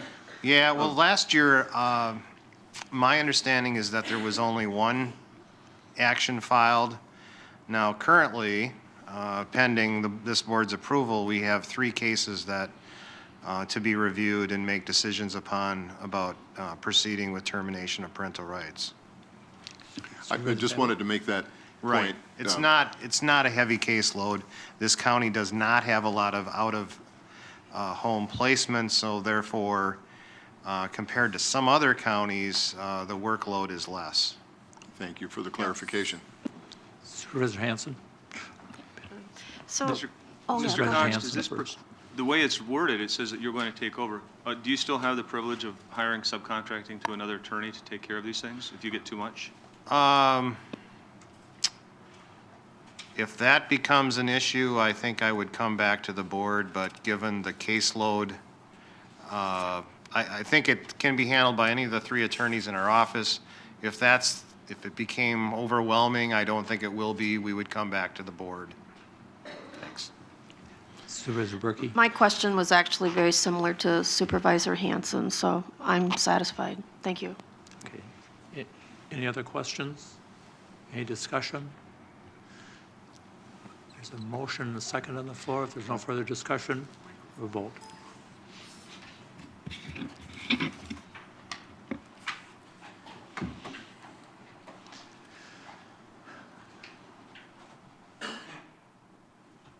That was all yeses. Thank you.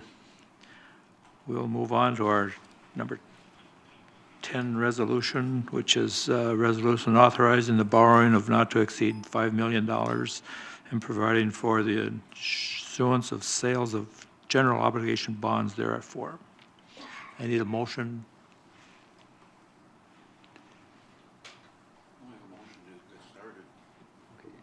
Supervisor Ossos make a motion. Do I have a second by Supervisor Peterson? It's open for discussion. Supervisor Schoberg. I'd like to hear from our county administrator and from Corporation Counsel regarding the possibility of state funding, and after that, I will be making a motion to indefinitely postpone this action. Thank you, Mr. Chairman. Just a little bit of background. Since this resolution was prepared and discussed and approved by the Administration Committee, the staff have been looking at and have continued to look at other funding alternatives for the CIP, the Capital Improvement Plan.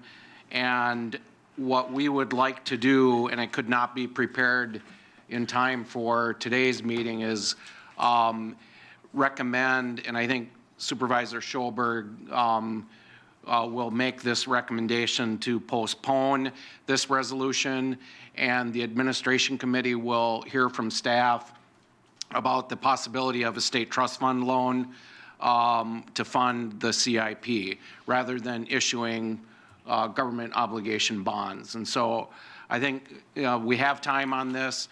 We're still on track to bring forward a resolution authorizing the sale of bonds for $10 million for the health center project, and that you'll have that at your February meeting.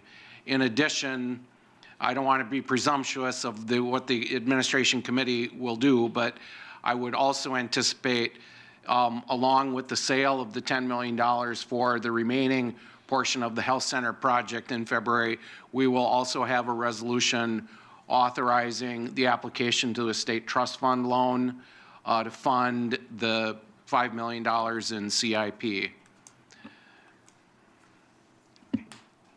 Supervisor Schoberg. Okay, with that prelude, then I will make my motion to indefinitely postpone any further action on the main motion, and for the purpose of securing the funding for the health center. I think it would accomplish that if we could sell all the bonds that we authorized last year.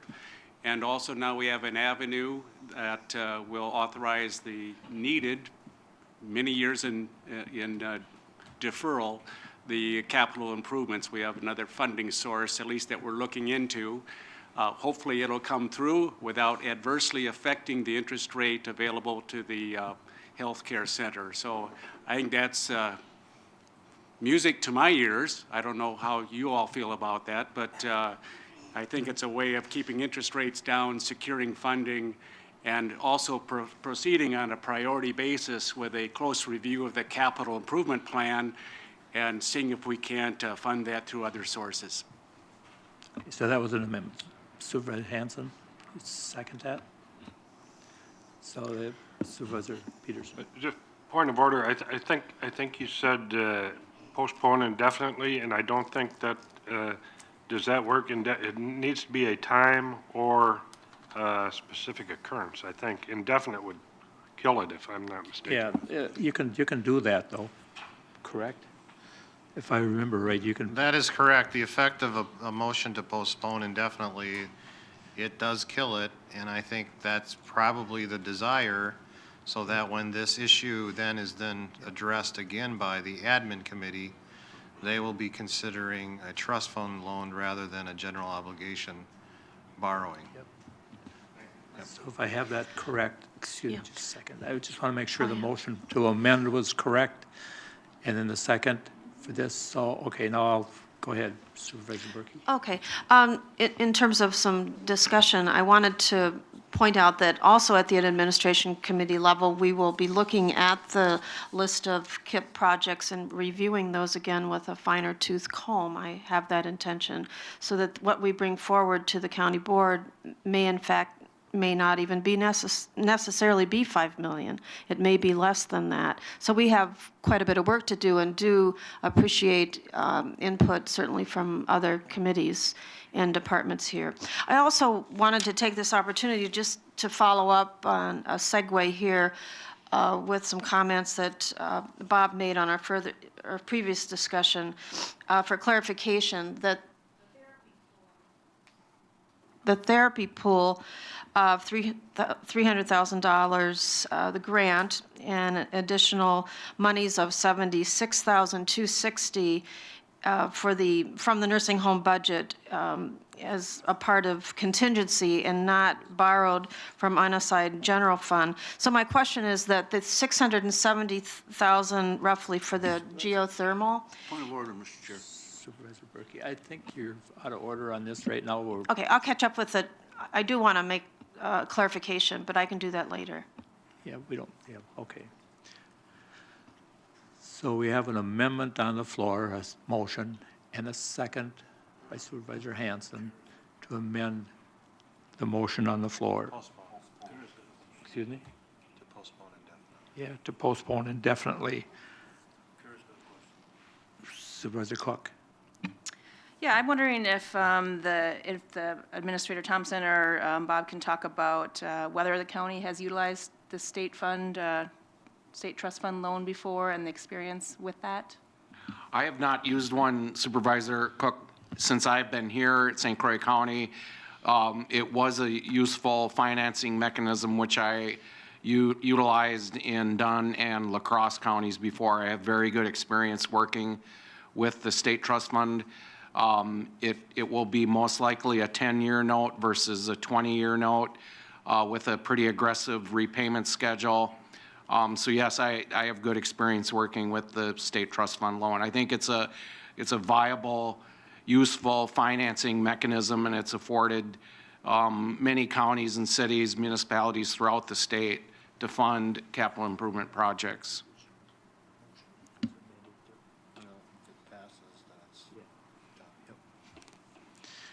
Any other questions? Yes, Supervisor Akhtarov.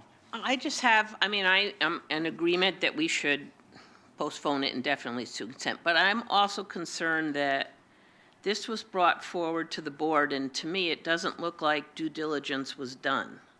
It was just add 5 million to that 10 million, and there were no other alternatives. And I would like to see more work done, I guess, by the administration or any departments before it comes to this level. I mean, now it's being done, but I think it should have been done before this. I mean, that's my own personal viewpoint, but, you know, alternatives should have been looked at instead of just automatically going one route. I think we did originally present some alternatives, but and this was discussed pretty thoroughly in our budget process, and one alternative was what was originally recommended, but it did not, there was not enough flavor with the board to pursue that alternative, and that would have been to utilize the $10 million in bonding for the health center project, and also some funds of that 10 million for the capital improvement, and then bonding for the additional 5 million in 2017, because we're not going to be needing the full 10 million in 2016 to complete the health center project. And that was an alternative that was discussed, and there was not enough support to pursue that. So then this alternative was developed, and then discussions were also regarding the state trust fund loan. And we've done additional research about the state trust fund, and we feel it's a viable alternative, better than what is before you today. And that's why we're recommending that you postpone this resolution, and we'll bring back a recommendation for a state trust fund loan. So I have to defend the finance department that they did present alternatives. I wanted to point out Supervisor Berkey? historically that actually, I think it was Supervisor Ring that did ask the question at a former county board meeting with respect to the state trust fund, and then at the administration committee, and I don't know if Supervisor Ochterhoff was at that meeting, but I did ask that question to our finance director and to those in administration. So I think we are covering our basis, and I think it's a good discussion that we've had here today, and I'm very pleased that we're going to look very seriously and make an application, more than likely, to the state trust fund. Just needed to do a little defense tactic there. Is there any other discussion? If there's no discussion, we have a motion. Supervisor Novotny. With the state trust fund, what is the typical interest rate? How does it compare to a bank? I think what I saw the other day was approximately 3.5%. And I don't know how that compares to, Bob, can you speak to that? But I think what I saw was 3.5% interest.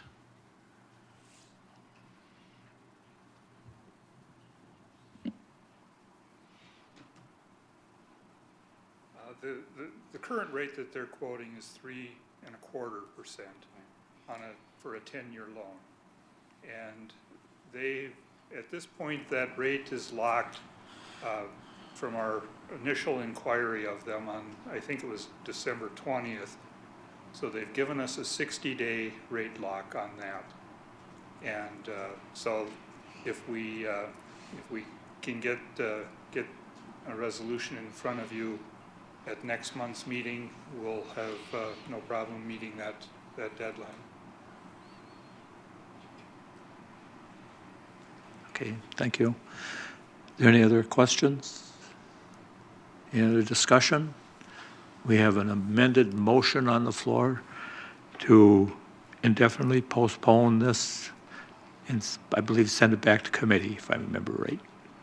So if there's no further discussion, we'll vote on it this time.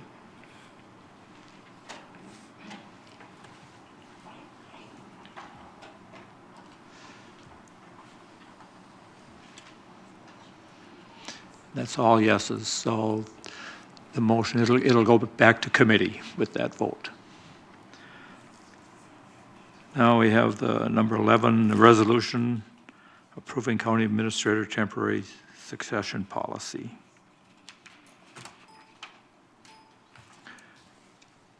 Do I have a motion to? So moved. Okay, Supervisor Berkey, do I have a second?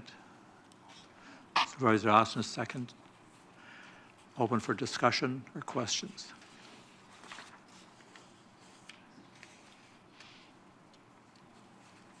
Supervisor Kiesler. My concern, and I raised it at admin as well, and I think it'd be probably good for Scott to address, would there be any conflict of interest in serving as a second in command and also corp counsel? Well, I've thought about it some more, and I don't think there is a conflict. There isn't a statutory prohibition. The duties of the administrator and the obligation of the corporation counsel, in my opinion, match. The corporation counsel acts in the best interest or acts for the organization. I don't see that there's think it's more of an incompatibility issue than a conflict issue. There are numerous examples in the state. In fact, in Walworth County, the county administrator is the corporation counsel. In other counties, there is these temporary type situations. There are prohibitions for other positions. County board supervisor can be a county administrator for 15 days, but that's it. Then there's a statutory prohibition or incompatibility. Just because there are two different statutory positions and one position might supervise one another, I don't see that it is a conflict. But I understand that there is at least one other corporation counsel who thinks that it is. I just frankly don't see the conflict. But I think Thank you. the one thing that I did offer was that if it was perceived as a conflict, I suppose the corporation counsel could step down temporarily and an assistant could serve in the corporation counsel's stead for the temporary nature of this appointment.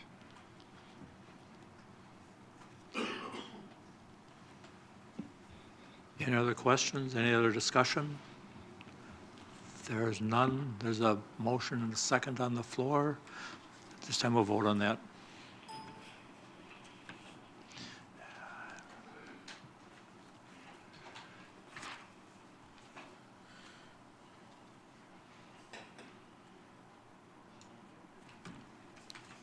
Supervisor Ring?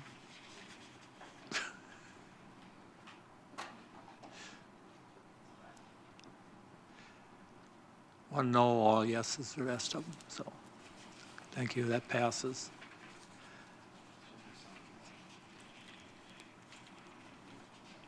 Now we'll move on to our consideration of the need of assistant county administrator position. I need a motion on that. I'll turn it over to Supervisor Kiesler. I had asked for this to be put on the agenda mid-December when the position to go into effect as of the first of the year for assistant county administrator came open, and we had some recruitment efforts underway. And so with that as a backdrop, with the position being currently open and the job description not passing the admin committee on a 3-to-1 vote, in addition, because I've heard from a great deal of my constituents on the negative articles in the various papers about this particular position, questioning its need and its cost. The fact that we have a new HR director that could weigh in on this position and that the admin suite, a review of its job duties hasn't recently been done. My motion would be to terminate all recruitment efforts and send this position back to the admin committee for review and approval along with a job description. Do I have a second to that motion? Supervisor Hanson seconds it. If we get that up, we can open up for discussion. Supervisor Peterson. Somewhere in my reading there, I think I saw, would the alternative to that be that the administrator would direct that position to be reviewed again by the admin committee and gone through along with our new personnel director? And how would that differ from this proposal? I'm just asking that it formally be done. I think the email that you're referring to was something that went out from the administrator to various board members. I'm just wanting to formalize that process. So no, I think it is consistent with that. Just wanting to make sure that we're terminating all recruitment efforts and having that go back to the admin committee for review. Yes. Just a couple points of clarification. The email that you're referring to, I believe I sent it out to the entire board, not various board members. And also, there have been no recruitment efforts for the position. So we have not commenced any efforts whatsoever to begin recruitment for the position. The job description itself is a product of the Unified Compensation Classification Study, which was approved by the board. The job descriptions for are in the process of being completed by Dr. McGrath, and this was one that we had asked her to look at the top of her list. And so it was a proposed job description that came forward from Dr. McGrath, which I also reviewed and had some input into it. Technically, the administration committee does not approve job descriptions. They will not be approving, the committee itself will not be approving the job descriptions that, the other job descriptions that are modified by the McGrath study. But I felt it was appropriate to review the job description with the committee, which we did, and took input from the committee on the job description. I think it was appropriate to do so. And that's why I did it. But there have been no attempts to begin recruitment for the position. I don't know if there are any other questions at all, but the email that I had forwarded out to the board was a suggestion to the board to refer this issue back to the administration committee. Our new human resources director began last week. She's already begun to look at the job description. She's going to do some additional research, and we'll have a report hopefully at our January meeting, but maybe not until even February. There's no rush. We want to do it right. And that was the context of the correspondence that I sent out to the entire board. So I think it's in the spirit of what Supervisor Kiesler is suggesting as well. I think at this time, in order for us to continue discussion, we have to have at least a 2/3 vote, or I can just myself move it back to committee. So I don't know what the board feels. If they're comfortable with me just making a decision, and I will send it back to admin committee, if that's all right, then we won't, no further discussion. Shouldn't it be more proper to have a motion to suspend the rules? If I can answer, the two alternatives are either that the chair automatically refers this back to the committee, or there's a motion, as Supervisor Schoberg says, it's not exactly called that in the rules, but it requires a 2/3 vote for the board to consider this.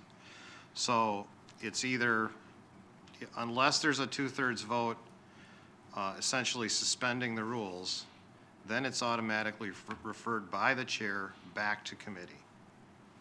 Because this was an item that's before the board that didn't go through a standing committee.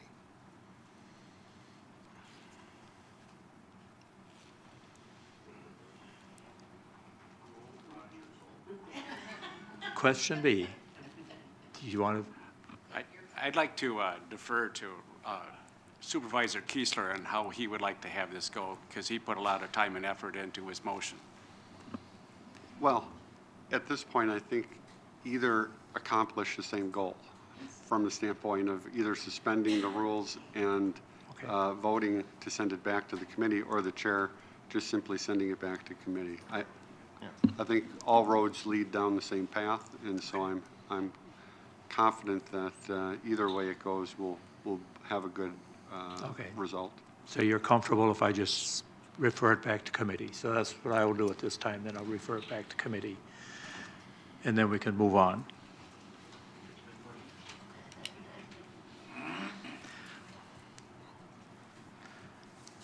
At this time, I'm looking for a request for future agenda items.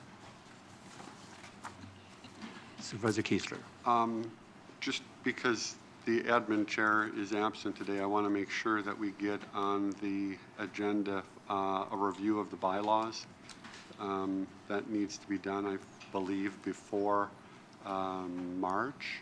And so we need to get that on the admin committee agenda for this month to review so that we can get that in the pipeline.